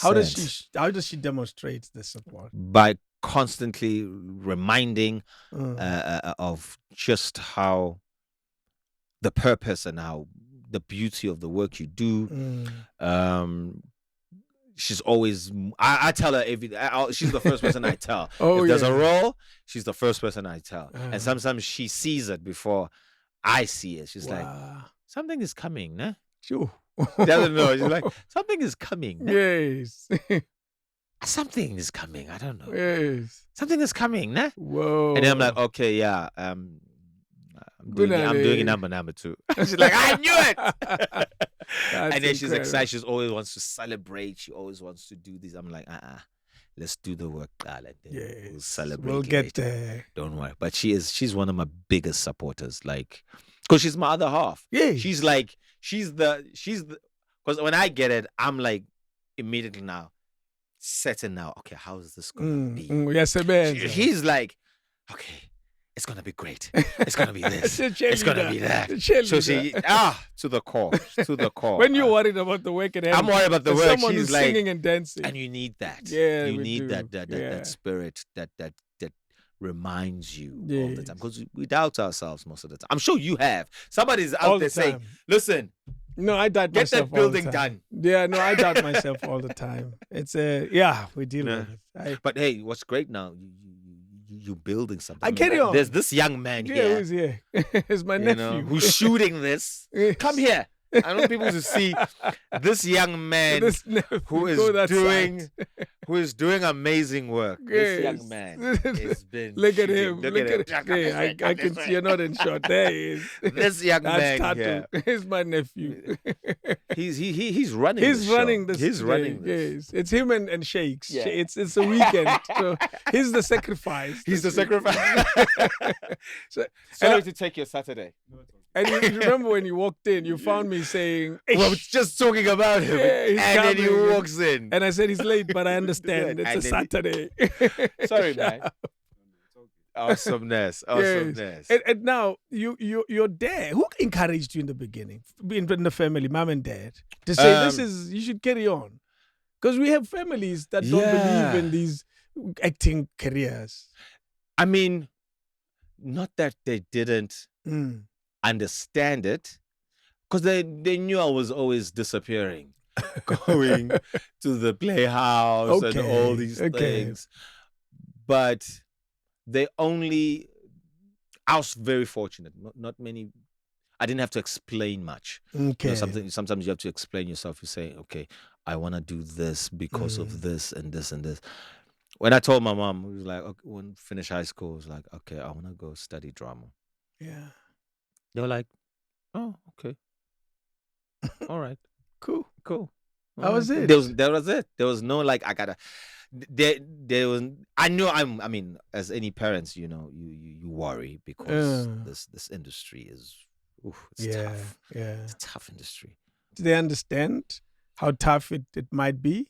Because the level of ignorance is also a good thing. It's also a good thing. Yeah. I think they did. They kind of understood it. Yeah. They saw it, because especially when you're starting off in theater, Yes. you're not really bringing much. No. And it's not like you're working all the time. Exactly. Yeah. But they just saw that I was always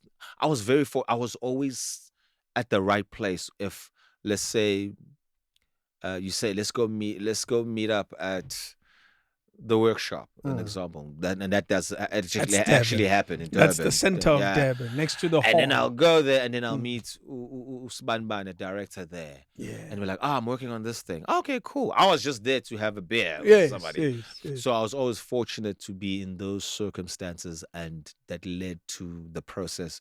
I was always working. And then to a point where I was always getting referred to. Wow.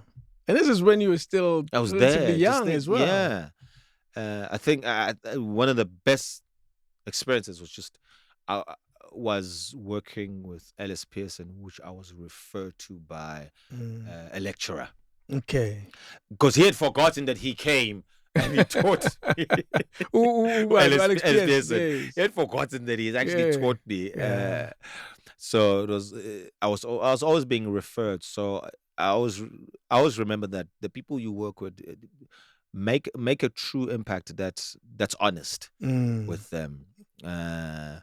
It's not about egos, and you're not fighting. You're just really honest. True. You know, and understanding that other person as well. You know, it's always, that's important as well, because you don't want to come across as something you're not. Yes, that's true. You know, and you don't want to fake it either. So actually, most of my work I've always been referred to. I'll be very honest. Really? Yes. Even now in your career. Like, I'll give you an example. I did class act. This is how it goes. I did class act. I got referred to because of class act to do intersections. Yes. And then after that, I got referred to Holy, who then, after doing intersections, he did a movie called Inside Story. And then for a whole year, there was no work after that. You'll tell us about that, yeah. It was a tough year. Yes. No work. Yeah. And then there's Wild at Heart. And then there's Wild at Heart. It got Wild at Heart coming in, referred to by the late Moonin Lee. I didn't really audition for it. I was just like, okay, there's this. Just come in and do this.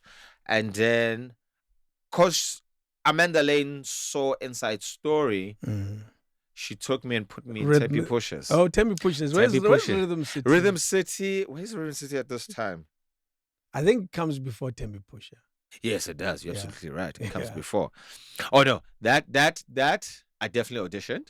That was one of the auditions I did. But what was great about that audition, it was still under Quizzical Pictures. Okay. So it was like, okay, cool. Let's. So it's the same production. Same production, yes. And then after that, then comes Tempe Pushers. And then for a while, Sbu was never my role. Really? No. It belonged to, I think, two other actors before me. Even though I was referred to before by Amanda Lane, who referred me to speaking to Angus Kirsten and Desiree, saying, no, there's this actor here. Try him out. He's not bad. He's not bad. They're like, yeah, but I'm working. He's doing this.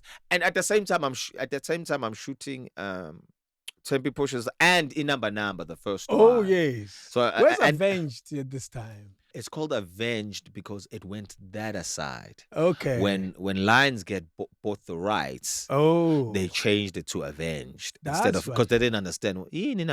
Like you said, is it number 2 or yes? Also, Avenged is number. And it's a number. Oh, when it traveled, that's the world. It became Avenged. Yes. I didn't know that. Yeah, that's what it was. Because Lionsgate bought it. That's when it went good. to TIFF, to the TIFF festival, the Toronto Film Festival, so they bought the rights to it. Yeah. They were supposed to make they were supposed to do a remake of it. I was excited for that. Jeez. It would have been interesting. Interesting how they would have done it. Of course, with a much bigger budget to see it. It would have been interesting, but they just shelved it. Yes. Yeah. Keep telling us. You were telling us. Yes. What? And then after that, I got referred to Aspire by Amanda Lane, Mm-hmm. and then. After that, I got referred to also the States. I also got referred to there. Yeah, really? Yes. When it's always the people that you've worked with. It's important the people you've worked with that. And being referred to has started early in your career. Since the quiet years. Yeah. What happens? Oof. Because your quiet year was early in your career. Yes. And that's when you start doubting? Oh, yes, absolutely. The quiet years was like, I think it was 2012, 2011, 2012. You had already done what at this time? I'd done Class Act. No, I hadn't done Number. Number was still in process. Okay. So I was still waiting for it to come. Okay. And then it went quiet. To a point that I had to move back to Durban. Yeah. I moved back to sell all my stuff. Moved back to Durban. No work. Were you knocking on doors to say, trying to find out, going to auditions, I even did. I remember going to MLA when Munino was alive, doing readings. I'm the guy on the other side. Oh yeah, now, you helping reading, and I'm in so my you can get some money. something. Yes. So, but I'm like, I should be that side. I should be that side. Oh no. But what is great, I'm still learning now how to audition as well. You're learning a skill. I'm learning a skill here. Just doing the reading for other big names. Because you're hearing what the people who are being auditioned are doing and what the director is sitting here, what they are looking for. Whoa. And how to audition and watching the ones who've come before me. These are great. These are great. These are giant.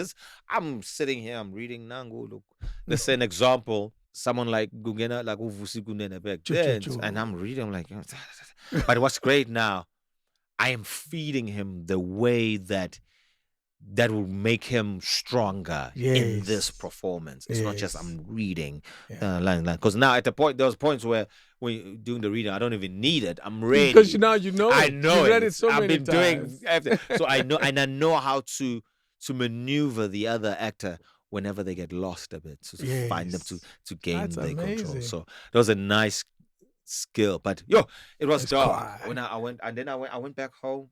Jeez. And then I was like, you know what? I'm just gonna focus here on getting ready for Inamba. That's what that whole year was. So I'm just like in the process of getting ready for Namba.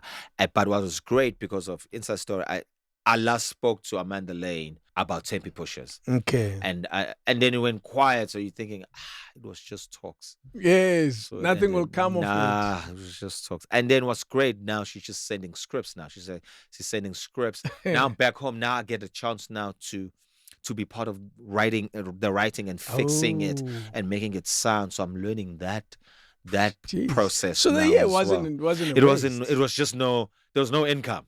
Yeah, but there was learning. But there was learning, and there was, that's sometimes that's the thing, it gets quiet, but it doesn't mean now sit. True. Find another skill. Even now, just recently, because I was so exhausted. Now we're jumping. Just after I shot in number 2, and then I did. Actually, I was shooting. Fun enough, I was shooting number 2 and shooting Umakoti at the same time. Exhausting, and I just finished doing the estate for that season, and then I took like a break. but I shouldn't have taken it too long. Oh no! I think I took it too long, and it just went quiet. That was your decision to break. Yeah, just for mental sake. Yes, but it was but it was like, but you get, when you sit too long, you get a bit frustrated. What's going on? What's going on? What's going on? Anyway, where are the calls? Yeah. So it just went quiet. Do you find that the job of an actor, South African context, where it goes quiet, those quiet moments, because I've spoken about them with so many people here, is arguably the most frustrating bit of the job itself. Yeah, because now you listen to the voice in your head now. And not everybody wins against exactly. those voices. Now it's almost like you need to come back now and remember, bring in the little child. What can I do now on this quiet? And then guess what happened? The teaching came back. Yeah. Now because I neglected it for a while. Because you're looking for work, and working. So now the teaching has come back again, and it's become such a blessing. It's more rewarding in a sense of just spiritually and there's a lot more. It's not a financial reward. No, not at all. Not even close. Yes. But there's a lot in it. Absolutely. These kids, they just remind you of yourself. You're looking at yourself constantly, and you're like, how can I get that message across to you that you can understand? True. That's incredible. Has this career been rewarding so far for you? Definitely. And in more ways than one. I've worked with incredible people. I've seen other people that I've worked with do amazing things. People like Onomzamo Mbata, Otusombedu. I've seen people now having their own production companies, and it's just beautiful to see that process happen.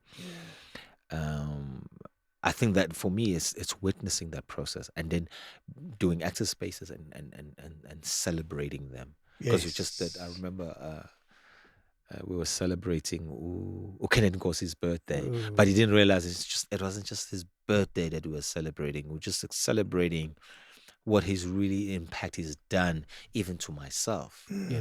Because I always remind him that you part of my journey. True. Because he was the host of Class Act. Of course. So we spent a lot of time together, and the wisdom and the advices that he gave us, when he's a I'll cool treasure guy. Them. Such a cool guy. I think he forgets that he's that age.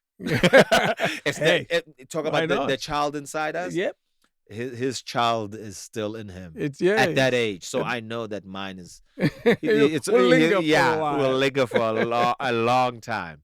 So it's been rewarding in many ways, especially when it comes to people saying that, like, you came to my school. I still remember that. Yes. Now I'm doing this. Yes. It was you. Yeah. They say it was you. But they don't understand, it wasn't just me. I had other people that I always say, every time I come to any scene or any production, I'm not alone. I've got people that I've worked with that are with me. I've got my ancestors that are with me who are in here right now. Yes. I'm not alone here. Yes. And you're always conscious of that. Absolutely. I don't think I'd be this far if I wasn't really that conscious of it. Because it leads me to the places that I should be there. Then that's where you should be. Yes. And then when I don't get that, it's not like, oh my God, why me? Then I understand, it's like, that's not where I'm supposed to be. No. I'm supposed to be here. That's not mine. That's not mine. Yeah. To have that knowledge of, it's not mine. Yeah. That's mine. Let's talk about Class Act, because clearly that moment meant everything. Absolutely. How did it come about? It was a TV concept. Yes, by the creator of Namba Namba, yes. Donovan Marsh. Was he looking for the character? He was looking for the actor. Yes, the lead. The lead. For Namba Namba. And decided to create a TV concept. Yes. Yeah, and that and the sponsors, which was Amstel, will fund the film. Yes. And take it to new heights. I mean, which worked. It worked, but they sort of pulled out. Yeah, well, but it worked. But it worked. Sometimes you need the first guy to open the doors. Yes. And they really opened the doors for us. What stands out to you about that experience of Class Act? It's those guys I was with. Those 10 guys. I mean, as much as it was a competition, if you had to look at them now, every single one of them is doing something great. Wow. And but my true friend that was there, because it's a competition, so we play a game with the audience. Muzi Clive, yes, the late Muzi Clive, because he passed away. So I'm forever grateful for him, because as much as it was a competition, actually behind the scenes, we were helping each other. Whoa, with lines, with all of that. Especially with him. I think that's why we got to the finals. Yeah. I suppose we understood. We got the game, the two of us. That it'll be between the two of us. But for us to get there, we'll need to help each other to get there. Yeah. And he'll come to me. What do you think? Should I play it this style? I'm like, no. Work on this. And he'll be like, no. Amazing. I don't, I would expect everyone to take their own corners. Some did. Yes. But some saw it later on. Actually, you know what? My dude, can you just let's do this together. Yeah, let's look at this. Yeah. What do you think? And then we'll help each other. I think that's what made Muzi and I can truly say, get to the final. Is that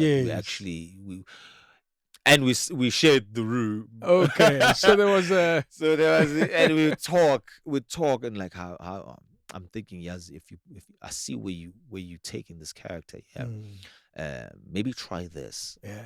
That's what made him a strong actor. That made me a strong actor too. Because of that. For me, I look at it and I say it's amazing how you knew there was only one who was going to win. Absolutely. But you continued to work together, knowing very well that I think it's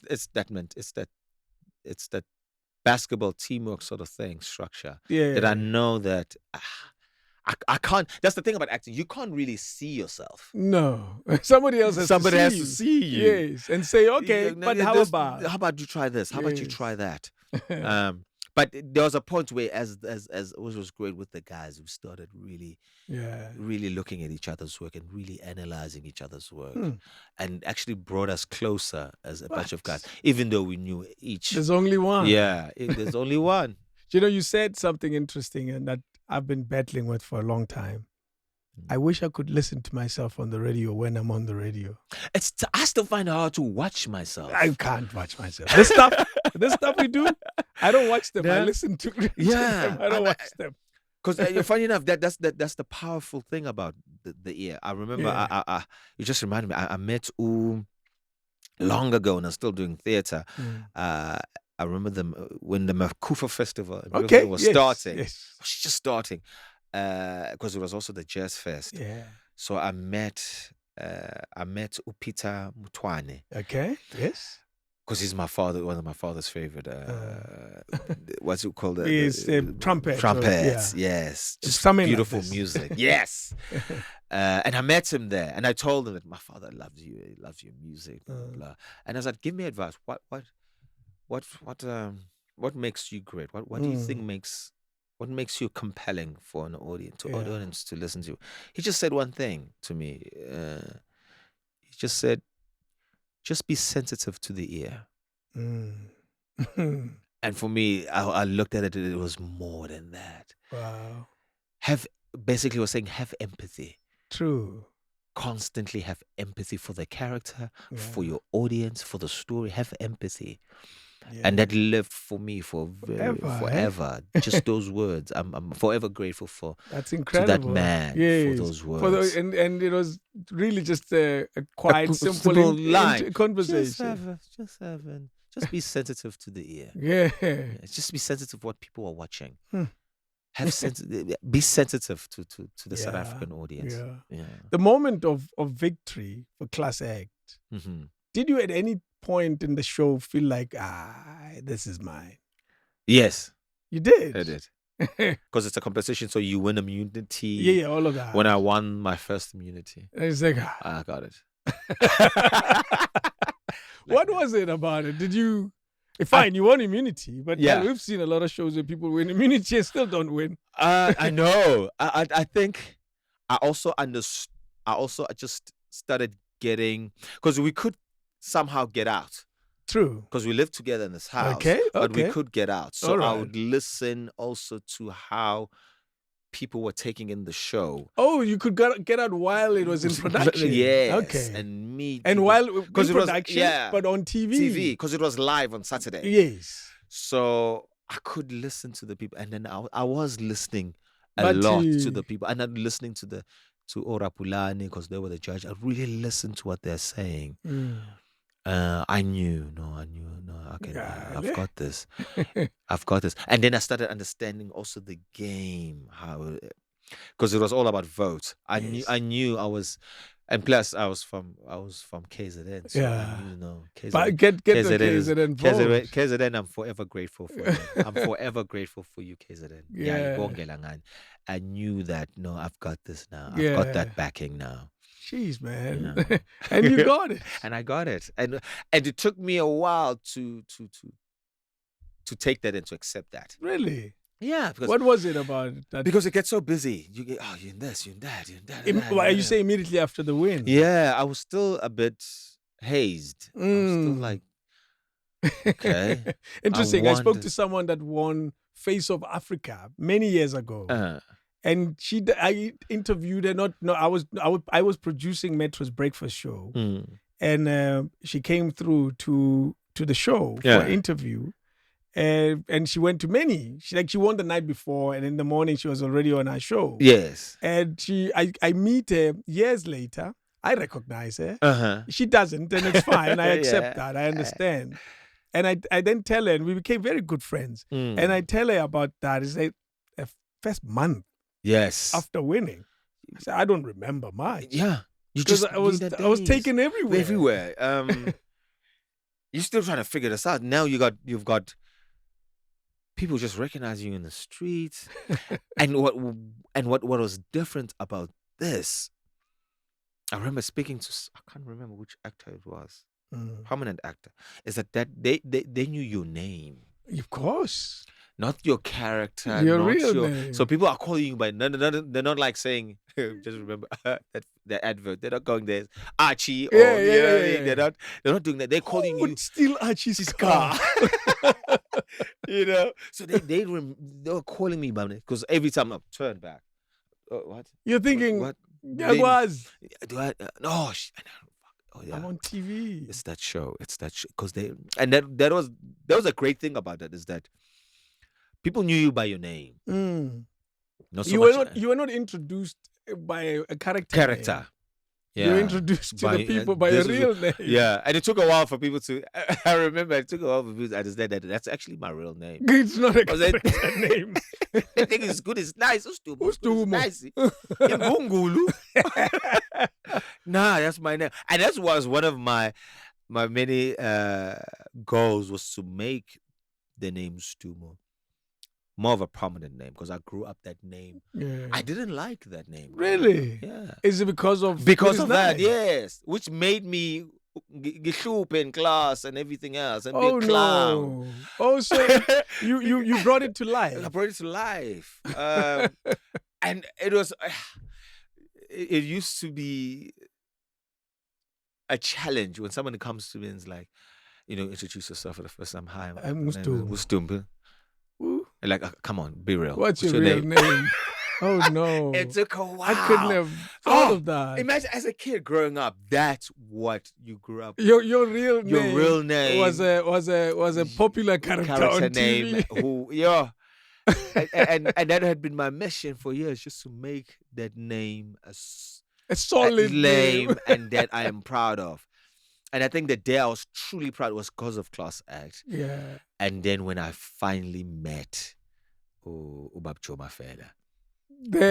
I met him when he came in to Spa. He played the character in Spa. Yes. So I met him, and he knew. He was like, I has to, because it was the competition. So he remembers that. Yeah, watching the competition. Yes. And we had such a beautiful discussion, myself and him, and how he came up with School is Nice and the character name and everything else. Yeah, and I just became even more proud of that name. Because there's nothing comedic about your name.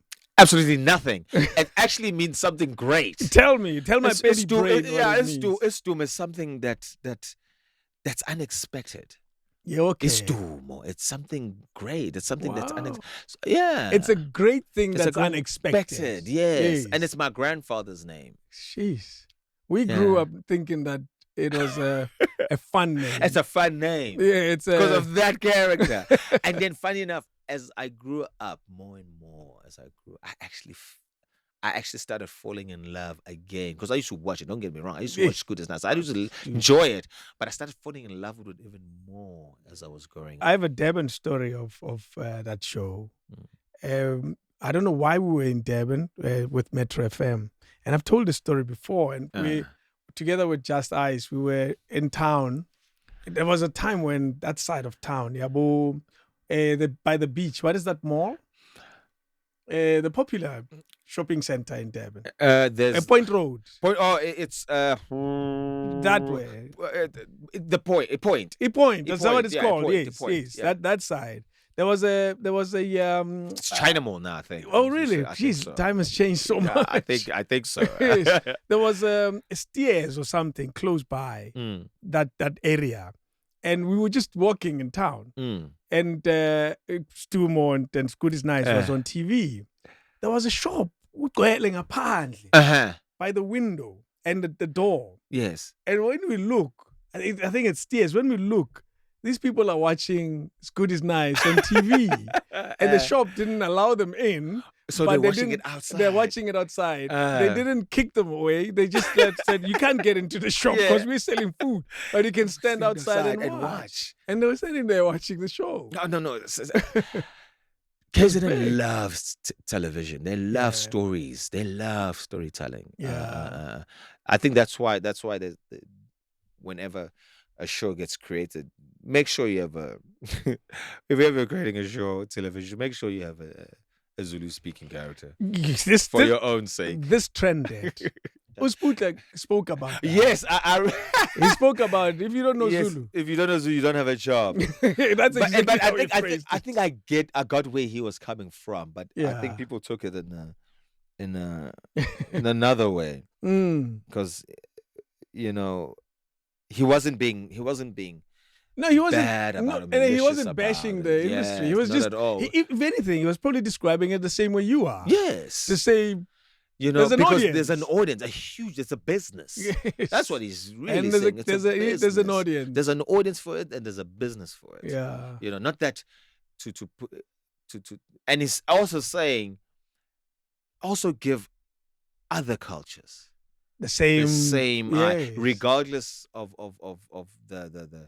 the amount of people they offer, but still give other cultures a chance. True. And also, I think equally, I remember in that conversation, I said to him, the government of KZN is conscious of that. Absolutely. And they help it. They help the industry to grow. Yes. And other provinces don't do that. They don't do that. Yeah. So and that's what he's saying, is that come on board. Yeah. Why can't we have a story of Samoshwesh? Why can't we right now in this day and age? That doesn't make sense. Not at all. Because we all intertwine. Umoshwesh and I met Ushaga. But where is their story? Yeah. I want that story. Yes. Yeah. It's a beautiful story. It is. That king. Yes. But very little will be known over the years, because stories and history disappears. Absolutely. When nobody captures it. But this is how you keep it. This is how you keep it going now. Yeah. In this medium that we work in. It's no more in books anymore. You need to create shows that teach. Yeah. And own them, black people, and we own them. But we need the government. We need Lesotho. You need to do something about that. Absolutely. And let's class act. Now you get the gig. You're a new man. Yeah. You moved to Joburg. I moved to Joburg. Yeah, because now it's like I gotta work. But you worked at a Marine World. You went deep. Yeah, I just remember. I missed the detail there. You went at Marine World. Way back, and it's close to that Point Road. Yes, Shaka Marine. Yeah, I worked there. I used to work at a place called terrific, which was like a theme park for kids. Okay. I'd wear those who've been there, I'd wear those masks. Really? And those costumes and Yes. dance around. You're a mascot. Mascots. Yes. Yeah, I did that. Hot. It was hot. Can you just imagine? It's so hot. So this was a piece job. At what stage? After studying. After studies. After studying. After studying high school or tertiary. Tertiary. Yeah, after studying, because you need work. You need I need work. So that came. I did it for 6 months. Here's someone with a drama qualification. I'm a mascot. And is a mascot. And yeah. With Shaka Marine. Shaka Marine, dancing around, doing little skits of pirates. I'm a pirate now. And like, yo. Yeah, the leading actor. The leading actor now is a mascot. Wow, man. But that's the thing. You can't be proud and have pride about it. You gotta do the work. What you have to but do. I took that as well. It's another learning lesson. I'm still performing. That's true. There's an audience. Exactly. And funny enough, I just finished doing a run of Shakespeare in Grahamstown there. Yes. Doing children school touring schools. I just finished doing that, and then now I'm just a Sugar Marine man. Busy a mascot. Because mascot must dance and move. Must dance and move. Yes, Run around with kids. Yes. Nobody even knows who's inside. No one knows. Only now they know. Those who were there, now they know. Yeah, I worked at Sugar Marine. Do you know there's a mascot code? We had to create a mascot, many mascots here in this office for different brands. Yeah. And we had to then learn about mascots. Mascots mustn't seen with the mask off. Yes, absolutely not. You must always be wearing Always. it. Yeah, you mustn't be.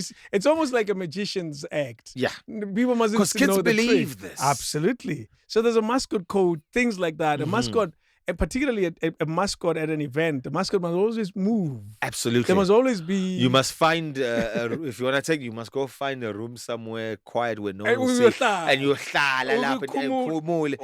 to breathe. Yes. Quick snack. It must always be done behind closed doors. Okay, time to go back. There's a lot of mascot codes and stuff that I remember we had to know. Now, I want you to imagine. You put yourself in that costume. Yeah. It's hot. Durban is hot, humid. Yeah. And you have all to, the time. And you have to wear that. I remember doing Christmas shows. Oh my God, you have to wear that the whole day. Guys, I've been through for this profession. You were not paid enough. You're the mascot. And it's not much. No, of course not. No, because you're the dancer. 6 months every day, except Sunday, and sometimes Sunday, and then you choose a day to take a break. Which could be a Thursday, or Wednesday, or a Monday. Sure, but I'm there. When did Class Act come then? So the mascot thing is about 2000, probably 2000, end of 2007-8. Yeah. So Class Act is 2010. Oh, Class Act was much further. Yeah. You had to do all this other stuff. I had to do all this other stuff. I've done all kinds. I've performed even a workshop in the streets there. I've performed. You're taking me back of the real hustle. Yeah, before the Medochuzug, as they say. Yeah, before those two he had to have gone. You have to have gone through something. Yeah. To get there. For me, it's a story of it's possible. Absolutely. Because most of the people I've spoken to here, that's the one thing that always comes across, that the odds were completely against me, but I still got it. Yeah.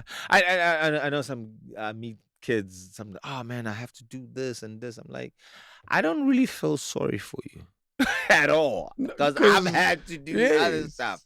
But what is nice is that the other stuff has always led to something. Even going touring overseas, doing festivals overseas. It's led to the stage work. This was stage work. Having to go do theatre in Canada. It's led to beautiful stuff as well. Even though of course, to get there, it's just part of the game. Do you still wish you could do more theater? Absolutely. Yeah. Yeah, absolutely. Actually, I'm gonna go back. Yeah. Yeah. Do you put your name out there for it though? To say, hey man, I'm. Yeah. I just need to find a project that I feel like it really needs to speak to people with the times, and I have to really believe in this project as well, because theater is hard. Yes. And but it's so rewarding, and you want to put your energy in just the right project. There's one I've been in communications with a theater practitioner, a friend of mine. Something that we've been trying to get funding for, get money for. But that's the thing. Theater is, it just doesn't have that immediate audience. True. But I know that if I had to do it, they'll come. Yes. But you're open to it. Absolutely. Yes. Absolutely. It's just really about finding that right project. Yeah. It's just that the film and television, it won't be fair, because I'll be now doing a lot of time there. But it's just really it'll be just organizing it properly. Yes. Yeah. Has the move to Joburg been a big change when you had to move here? Oh yeah. Did it live up to? Oh yeah. Class act. Well, that's true. It definitely lived up to it. Yeah. Because at that time, when I was still in Durban, there was nothing. All there was just the Playhouse, the Snaden Theatre. Oh, so the opportunities were few. Few. None. That's where traveling schools came in as well. Yeah. Yeah. So there's so much happening. Now the film industry is buzzing. It's starting to come now. Because you came at a time when there was energy. There was an energy here. Yes. There was no energy there. Yes. There was no energy there. Yeah. It's hardly nothing. It's changed now, though. Absolutely. Yeah, I mean, you got KZN silos now. You got Durban Gen. You know? People I was in Durban a week ago studios. for other things. Yeah. Busy. Busy take win. Yeah. And it's beautiful. And I want to come back. I haven't shot anything in Durban. Really? Nothing. Zero. So you literally left. I left, after theater there. Well, and I've been wanting. But it's gonna come. Something will come. I think it just needs to be really special in some way for the city and for the people. Yeah. But I haven't. It's weird. You know, you're deep in thought when you say it's like, it's why weird. hasn't it happened? You're such a Durban kid. Yeah, through and through. To the core. Yes.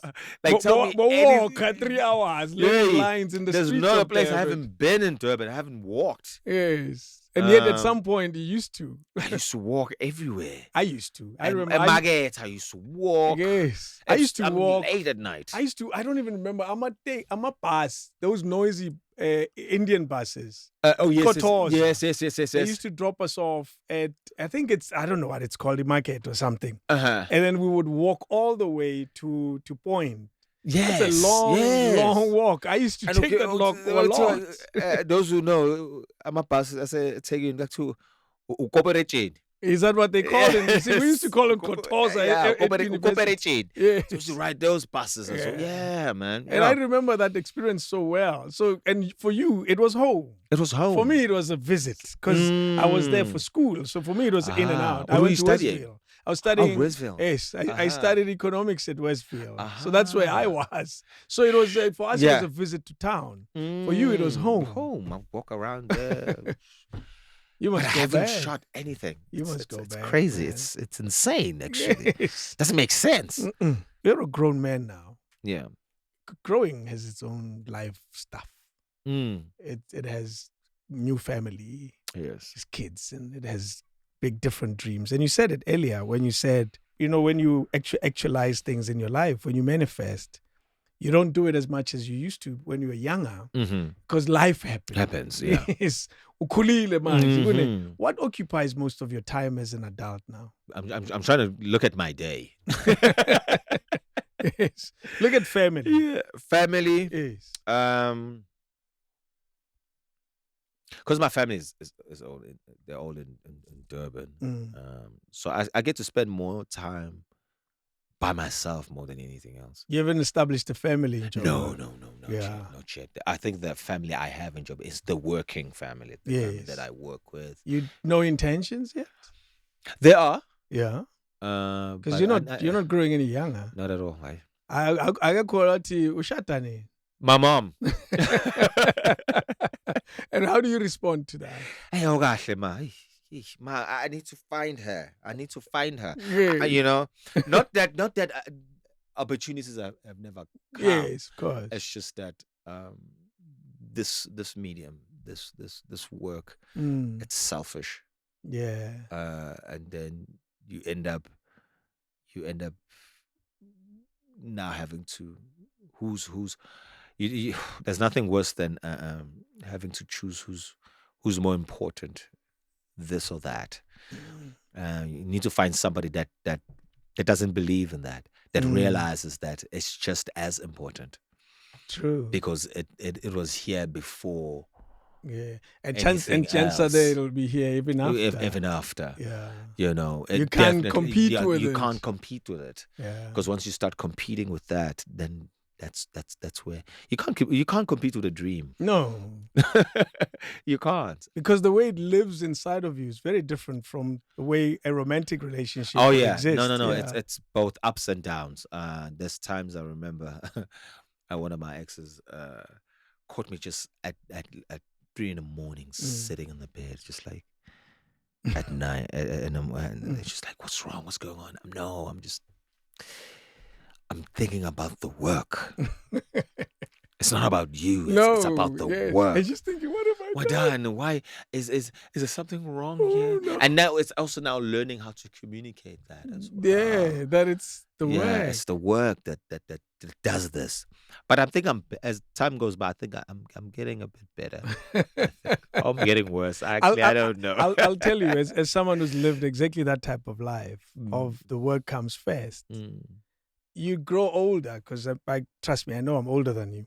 You grow older to know that some of these boxes you should have ticked a long time ago, even if they didn't work. Like marriage, if it's something that you wouldn't mind doing. Yes. You later in life, you say, I should have tried it. Yeah, bro. Because it would have given you other things. Yes. That the work is never going to give you. Yes. Absolutely. It would have given you a family, your immediate family, which is a support structure. Absolutely. It would have given you love that comes in its own form. So there's a lot that you get from it. But unfortunately, you're going to see it only after. After, yes. Because that's me. And I don't say it with regret. I say it with, damn it. I could have made that small 10 there. Yeah. I didn't, but it's okay. Yeah. And also I say this, not everyone is meant to marry. True. Not everybody is meant to be married. Some people will live. But you don't regret. No. Yes. Not at all. And I can still do it. Yeah, bro. It's just slightly different when unomntwana omncane una 55. You know, it looks different. But still, they grow. They grow at the end of the day. Yes, and I think you have a lot to give them when you're that old. You're wiser. Exactly. Much wiser. To them, it'll be like they're raised by their granddad. Yes, and the stresses of the world are not as heavy, I would think. Particularly if you worked so hard. You already established a lot of things. So you're not chasing no the ego anymore. Because a child that's raised by a parent who's chasing is dealing with a semi-half present parent. Absolutely. But at that older age, if you've really worked hard in your 20s, 30s, maybe even 40s, you've solved a lot of those problems. Yeah. And even if you haven't completely achieved them all, you're more settled. You solve the basics. Yeah. You're like, no. Yes. You allow your kids to dream more. True. And you want to try it? Let's do it. Go. You want to be a DJ today? Let's go. You want to be a plumber? Let's go. Let's see where that goes. Exactly. You know? Yeah. Absolutely. No, I so agree that's why I say to you, if you ever get a chance and you think this is not a bad one, try it. Try it now. It may not work. And there's nothing wrong with that. There's absolutely because And I'm saying it as Grootman now. yes. No, I'm Just man try. wants me to get married. No. I'm telling you, if you don't mind it, because some people don't want to do it. They genuinely no, I don't really want to don't do mind it at all. You see? I don't mind it at all. I wish I had tried it because I don't mind it, but I didn't try it. But And what's stopping you now? no, I can still do it. And there's a big chance that I will. There we go. Yeah. I'm hoping she's listening. Nah, She's listening. no, She's like, yes. no. Make him. Ithi ngikutshela abantu bathanda umake G ndoda. Not this. These are too serious. These conversations. Make G is a madman. They are too serious. They're trying to make G not these conversations. There's somebody there. There's definitely, trust me, there's definitely there's women out there that I feel beautiful South African women that their minds are now. Because I've been spending a lot of time with women just discussing and talking, especially when you're on set. There's women out there who are really looking for something that's moving forward in life. They're not saying they're looking for you to be established, perfect, and all that jazz, and providing to have 6 figures and to take them to everything. Dubai. They're not. There's women out there who really looking for somebody who's here to who's here to combine 2 families, because that's what it's really about. That's what marriage is. It's just 2 families Coming together. who are saying, you know what, sabahlanganisa laba. Let's move forward. Let's move forward. They're here to build the next generation for both these families. Yeah. I think if people just have that understanding first before anything else, maybe be in a lot better space. I think so. Yeah. I think there's a lot of things we would have solved. Mm-hmm. Are both your parents still around? Yes. And still cheerleaders? Still together, still driving each other crazy, but no, they're probably the funniest parents in the world. Yes. Still supportive. Yeah. They've both retired. Okay. Chilling, yeah. What is your mom's occupation? My mom was a nurse. Jeez, you were raised by a government official. Yebo. I am a government baby. Proper, eh? Proper government baby. The principal and nurse. Yeah. That's a standard. It's a successful family Exactly. in our history. Yes. And I'm so fortunate Yes. to have had those 2 so supportive of me. Because I even remember the times when they'd come watch my plays. Whoa. Yeah. That's really cool. And they'll crit in their way. But I knew what they meant. I remember the one time I did a play called One for the Road. And I did it when I was still studying. And then I did it again years later at the Playhouse. Yeah. And my mom critted it, but in her way. She loved it when she first saw it when I was studying, because the energy was different. But later on, it's like, Lena sengathi this time bungayiboni. She said a comment like that. Bungayiboni, yes. Because it had changed. Also as that, it had changed. Were you aware of the change? Absolutely. Okay. Absolutely. So she was right. Absolutely. She was right. I got what she was trying to say. She was saying it's bad. Definitely not. Yes. But it's not the same. It's not the same. It's basically saying you've grown up. You've grown up now. Kodwa uyiboni the way wayibona the way you did it the last time. Okay. It sort of has another. Yes. Thank you, sir. It sort of has another energy about it. Yeah. Energy, yeah, an energy for it. So, wow. Is she still a critic? Yes. Yeah. Of your professional work now. My professional life choices. Shatanini, ingane, zipi. She's still that, and she still watches my work. She still rushes for it, which is beautiful. I mean, I remember Now WhatsApp is the thing. There's a family group. Interesting. I'm not in the family group. What? I imagine it's there. It I don't is. even know it's there. It's there. Yeah, I'm not. I'm not in the family. I wonder what are they talking about. Oh, no, I hope they're not talking everything. about me. I'm sure they're also sending each other these they forward each other these messages about politics and everything. They do those things. That's what family groups are. So okay, that's your family. Yeah, my family. Yeah, and then she sends a message to the group saying, "Sheshan, buyile," meaning yes, I've gone back to the estate. Okay. So it's telling everyone. And they always remind me that each character that I play somehow represents somebody from home. Really? Yeah. And then I only realized it afterwards.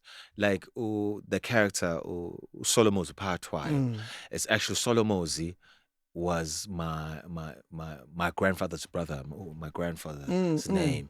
And he was as crazy like Solomoni that. What? So they're telling you stories They're telling you don't even that know. I didn't know. They're like, he was a bit of a madman. Yeah, madman a bit. He got things. He was a fighter. He was this. So I was like, oh wow. But they always know, because I always base some of my characters from Idlozi or from them. Okay. They pick it up. Yeah. Like even though when I did Saints and Sinners, Okay. The character there was a bit of a, not that he was slow. He was just he was a bit slow. But they immediately got where I took that character from somebody who was close to home. They're like, you're doing so. So you do that. Absolutely. You're conscious of where you draw. Yes. Who you play. Yes. I have to see them. Yeah. I have to see who I'm playing in my mind, wherever. It's the only way you can to create, is you have to take from things that you know. But now I just allow the process to happen. Is it similar to when you were studying? It's gotten easier? How you portray these characters? It doesn't get any easier.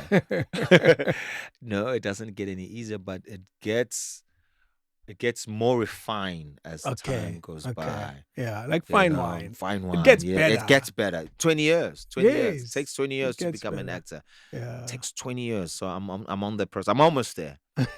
What year are you at now in your calculation? My first professional theater production where I got paid and I did a run was probably 2004. Okay. Then you're a year away. I'm a year. Yeah. I'm almost only a year away. Only a year.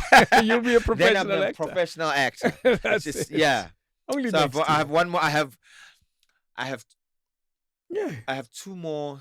Let's say I have two more big productions I need to do. There you go. Then I'm an actor. Then I can count them in productions. Yes. Because you had a year where you didn't work. So count them in productions. They're paying off for that. That's it. Yeah. That's it. Are you the pride of the family? Have you become the pride of the family? Not that you're competing with other family members. I mean, they're definitely proud. I don't think I'm the pride. I mean, they're all doing exceptionally well. My sister is a teacher. She enjoying it? Oh, she loves it. Yeah. She loves it. My brother? My brother's in Cape Town. My brother's he's very, because he did design, fine art.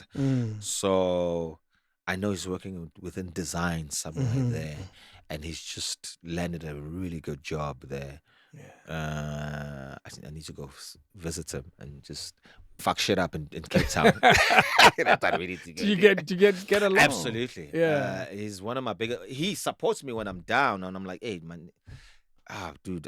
I just say to him, hey man, Gooby boy, he knows what that means. You know, help my help brother me out. Yeah, help me out. Yeah. So and finding out when during class act, because you had to sort of campaign Yes. Yeah. Yes. He was really ahead. He was running front and center with the posters. What? Everywhere. No way. Poster, vote for me, vote for Stuma, vote. He was It's like because it's that type of it's project. that type of Yeah, project. Yeah. It's that type of competition. So he was hitting it. Wow. With posters, created posters for me everywhere. Vote for Stuma, vote. So yeah, he is a great supporter of mine. Yeah. Incredible young man. And he looks like me. Oh, so there are Yeah. people who probably think it's... Yeah, and I've met a couple of girls that I'm confused. I'm like, what are you talking about? I don't know you. What? I met you. I'm like, where? Why? I think to myself, why would I even be there? What would I be doing there? Don't you ever confirm? Hey, not. Nah, I know it's him. I know it's him. Yeah, it's not him. you, That's right? not me. But I'm glad now he's calmed down on it. Yeah, it's okay. He's become more like responsible now. Do you have nieces and nephews? I do. I have two nieces, Naledi, Owetu. Okay. They're grown now. They're grown. Yes. My Owetu is my late brother's daughter, who's like mine. Yeah. She calls me Ubaba. Okay. And Naledi is my sister's child. Yes. Are you a decent uncle? I think so. I'm the uncle that I have to win them with things. You need to slow down. At first, I was that uncle. I always had to win them with, especially on Christmas. I had to win them. Yes. But now I've settled down. No, you scale down. Yeah, absolutely. Things are costly. Yes. and you have to keep up. Yeah, school fees is not a joke. No, you know what I mean. You'd rather. So that's. Yeah. And they'll say, that uncle. Hey, who's paying? Hey, when? Yeah, but so I'm that uncle who's just and I'm trying to be more of a listening, because girls are different. So I'm trying to be more of a listening uncle. Yeah, you know, it's not easy. No, when you start having to try talking to 15-year-old and whatever. They are ahead of you. Yeah, you're like, how do you start this conversation? Okay. How are you in school? Boys? Or girls? Yeah. What's the situation there? Those are tough. Yes. I don't know. You know what? I've left them to their parents. I'm there. I have to be there. That's to their parents. I said the parents will have to manage this side. Oh, it's a tough one. I get involved only now. Yeah. Yes. With Tato, I get involved with. Oh yeah? Yeah. Do you have talks with them about? Yeah, we talk. The Shandis? He asks questions. Yeah. And I answer. Oh, good. Yeah, he's curious. So it's fine. He asked a lot of questions. I think he wants to ask a lot more. Of course he does. Yeah. Ask him. Ask him. I always think he's been through it. Believe you not. Yeah. He's been through it. You know, whatever it is. I always feel he has 10 questions, but he only asks one. And see. He tries to combine all of them. So how I solve it, I answer the whole story. Even the way the questions he didn't ask. Cover everything. I give the whole story. No, and I leave him there. I must learn that. I must learn that tactic. Because I can tell where you go. When they ask about love, I can tell it's a whole story they want to know. They're still a bit shy to ask me about that. Yeah. But I know it's coming.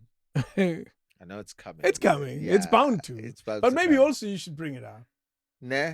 I'll tell you one thing I've learned, and it's unfortunate for uncles and nephews and nieces. There's a chance you'll grow apart. Yes.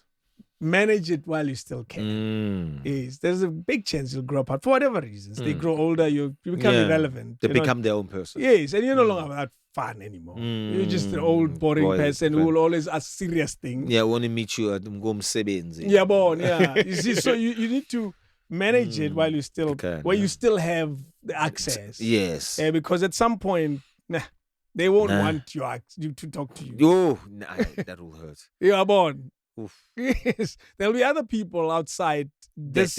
Instead of coming to the one person who is honest with them. Exactly. They'll rush to the friends and all. So while you still have access, have the conversations and have the important conversations, because kids are much smarter now. They're way ahead of us. when we were their age. The things that they're watching. You see what I mean? Yeah. So you bring up that conversation. Oh, well. They'll probably know more than you.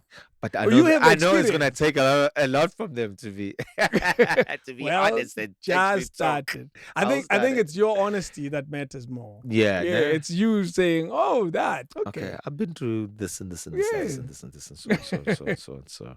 I think you should try it. I will. I had see how fun. Christmas will be. I had fun talking to you, man. Thank you, Dave. What's happening now? It's number 2. Number 2 that's the main one. Yeah. Now 23. Jordan. Just know that Michael Jordan, 23rd of June. 23 J23 June 23rd. Jordan 23rd. There you go. There we go. Yeah. Number's coming. Yeah. Part 2 with Yeah. an incredible cast. Insane.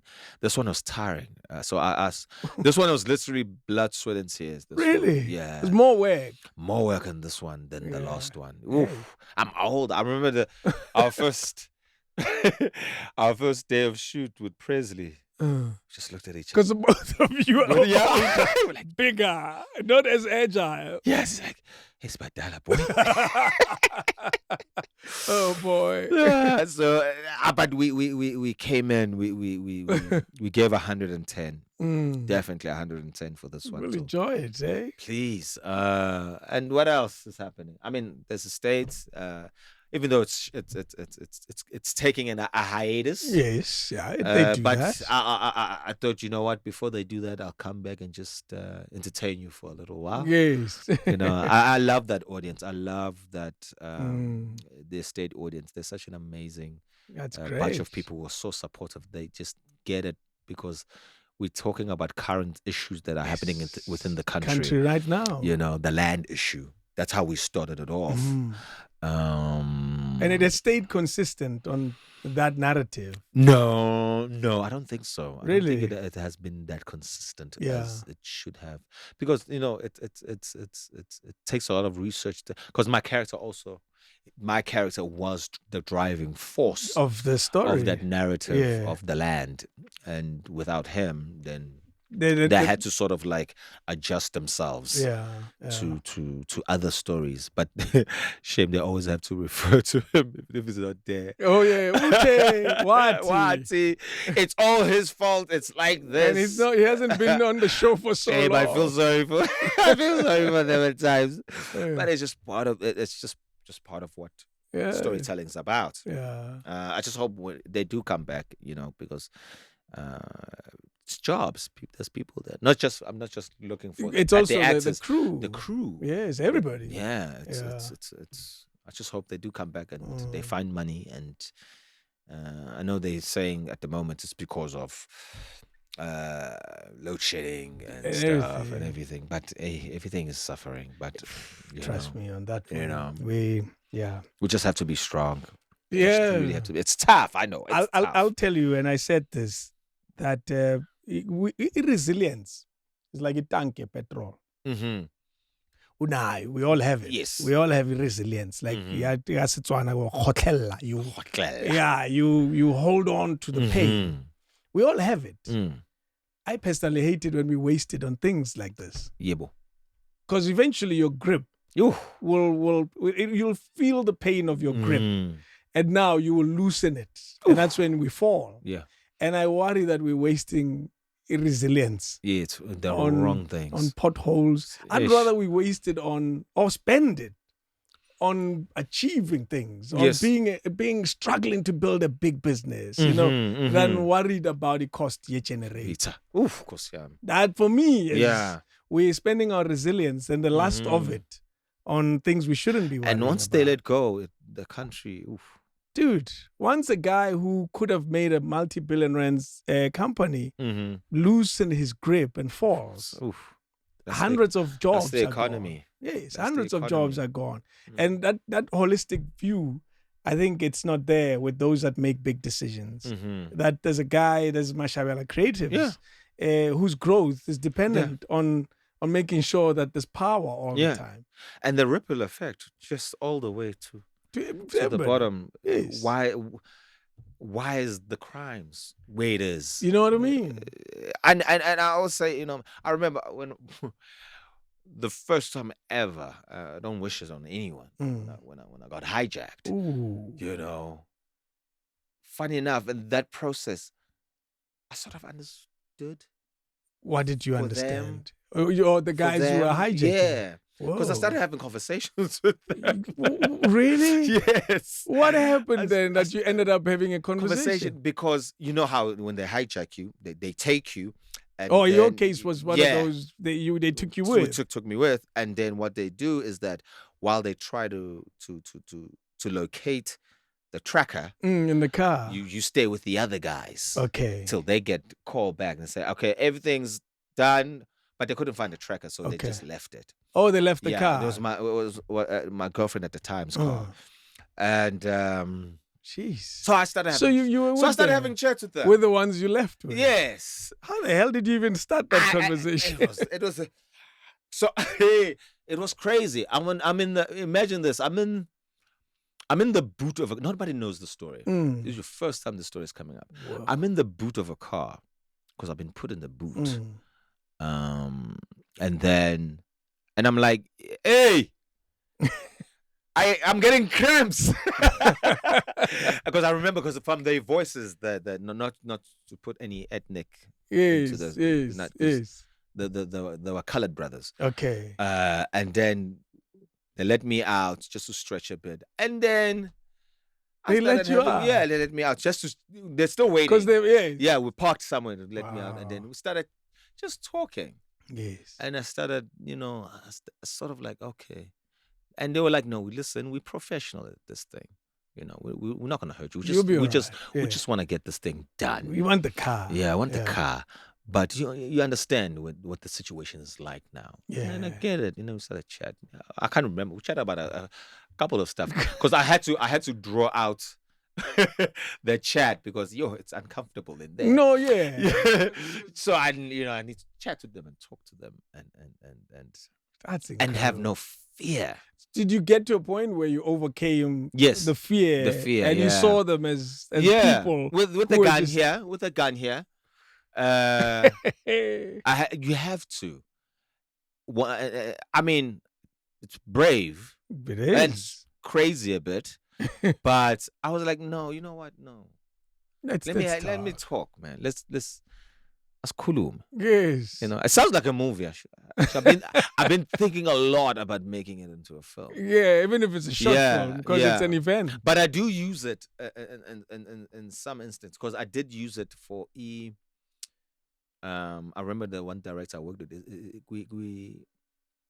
with the estate. There's a scene where my character gets kidnapped. And now I was working with these young actors. I was like, and I remember speaking to them and speaking to the director, because I speak close. We get close with the director. Name was Twiggy. Twiggy was the director, and I told him my situation, what happened in my situation. Okay. So I was like, if I don't believe it, if these guys don't make me believe in this thing, because I've been there. I'm not talking. I've done it. Yeah, yes. I've been through that, yes. And not so long ago, like a couple of years ago. Yes. So if it doesn't ring truth to me, then we might as well just drop the scene. So I had to put these guys in that make me believe. So they kidnapped me, and then they take me into the. But of course, we dramatized and made it even more, because it's TV. It's entertainment. Yes. Where they drag my character and they tie him up, but I had to like really get dirty, and I was like, no, we'll dirty up. No, don't worry, I'll be in the den, in the scene. I'll be in the trenches. I'll be in there. So I took that process was really one way for me to sort of like face it and go through it, and not always run away from it. Yeah. And really go head on with that process. And it was at first there's a of course, you know what I mean? Of course. But as you end up doing it, you just go through it. Like, but I had to make those guys they had to believe me. I had to believe them. Jeez. That they doing this. This thing is happening, because if you're not taking me back there, then the scene is a waste of time. Because I've seen. So they pulled it off. They pulled it off. The two guys were great, man. But for me, it was with that kidnap was kind of different. It was like 4 guys. Yeah. But with this one, it was just 2 guys. But they had to represent. For me, they had to represent Those days. Because even the scene, I wish I could have played you that scene. Imagine this conversation. This is me now being creative. You're hijacked. You start a conversation. That's all you. Yes. But it's what you're talking about. You start discussing prices of cars. But konje nithengisa malini ngoba nami ngifuna imoto. Yes. Ngifuna imoto. Bengibuza man. Asichange amanamba. Oh my gosh, that would be crazy. And they play along. Yeah. I mean, that's a great scene too. That's a great scene. That's a great scene. That's a great scene. That's a movie. Number, chance. I'm sure somebody had. There must have been somebody who's actually proposed. Because everybody gets kicked. A lot of people get. I'm not saying everybody gets kicked, but a lot of people get. Because the numbers. Interesting. The numbers were released a week ago, and we have an increase in hijacking. Absolutely. In South Africa, we have an increase in hijacking in Joburg, but also there's an increase in stolen vehicles. The numbers were insane because where I got hijacked, kidnapped, was in Melville. Jeez. And Melville, the sun was buzzing with it. It was like there was a time when I was here, there was just shootings. In it's that time. It's that time. Yes. Yeah, Melville What was going rough. on? It was rough. Yeah. It was rough. Almost like somebody discovered it. Yeah, it was like there's a new piece of land. There's gold. Balele lapha. Aziyelapha. Because there was a time. That's when there was a big shooting of people who were in a restaurant. Yeah, yes. It was just ours happened just a year after that. So that was New Year's. Yes. It was New Year's. I got kidnapped the year after that, and then it was just buzzing. Melville at that time was just buzzing with hijacking, crime. It's gotten better. It's gotten better. But it's a story for another time. Yeah, another time. I'll tell him it's called. Hey, Tadas. When I heard you said yes, I said I'm glad. Nah. He's a great guy. Thank you. I love his work. He's one of my favorite characters in number one. Yes. Now there's one. Now there's two. Let's hope I live up to it. So I remember that, and because I fell in love with Warren, I also fell in love with the character Yaga Israel. Israel, yes. And of course Presley's an obvious. Of course. Yes. And one foot there's a character here. Who's the guy who acts on Rhythm City? And then he's on that. Ujuk. Well, I loved what you played, what the show played with his character in that show. As an actor who is now a hijacker. Can I tell you? That's an interesting story. I don't know if I should, but tell us. One of the stunt guys that was in the show after we shot in Namba and everything, he did a heist. Got caught though. What? Yeah, I guess he was inspired. He was inspired by a show. That he was in, and then went and tried it. And got caught. I mean, all I can say is that he was a good stunt guy. Don't get me wrong. He was a great stunt guy. Terrible criminal. Great stunt guy. Great stunt guy. No, the play on Juke was fine. I remember someone saying, "So who Juke?" No, number. For me, people never understand the behind the scenes is serious. Even with this one, we're shooting in Alex. Yes. And one of the vehicles that had, luckily it wasn't the vehicle we were in. One of the vehicles it had my extra. Alex, I remember this 12 o'clock during lunch, they get hijacked. And yet they've been in a production. Yes, they could see it. They can see. Yeah. Move Eat. Up and down. Yeah. Cut. Let's do that again. So they're watching. I think it was just, maybe it was just sloppy of the production not to have had security. They did have security, but they just had not spoken to, because there's codes and there's means of doing these things. You gotta. So who helped us there was the taxi association from there. Crazy. So they helped us. They started actually looking after us. That's crazy. So the crew got hijacked. It was the vehicle that had extras. Yes. So they got their phones got taken.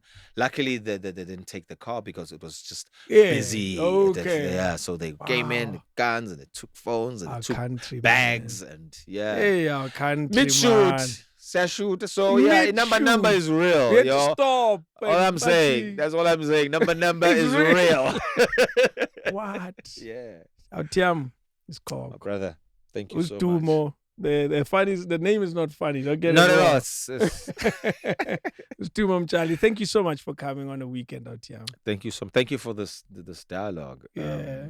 I really wanted to inspire the next kid watching this to be really inspired and to live up to their potential. True. Their potential. Yeah. Not something that's made up your potential. Yeah. But your ancestors, they will guide you. Don't worry. I like that. Yeah. It's a nice closing line. I like that. Anyway, thank you again for watching. Thank you. Oh, I was told I should say subscribe. So subscribe. Yes. Yeah, I've never said subscribe. So I was told I should always say subscribe. Not watch. Subscribe. Subscribe. Yes, subscribe, man. Subscribe, Nina. Yes. Subscribe. And watch number two. Netflix.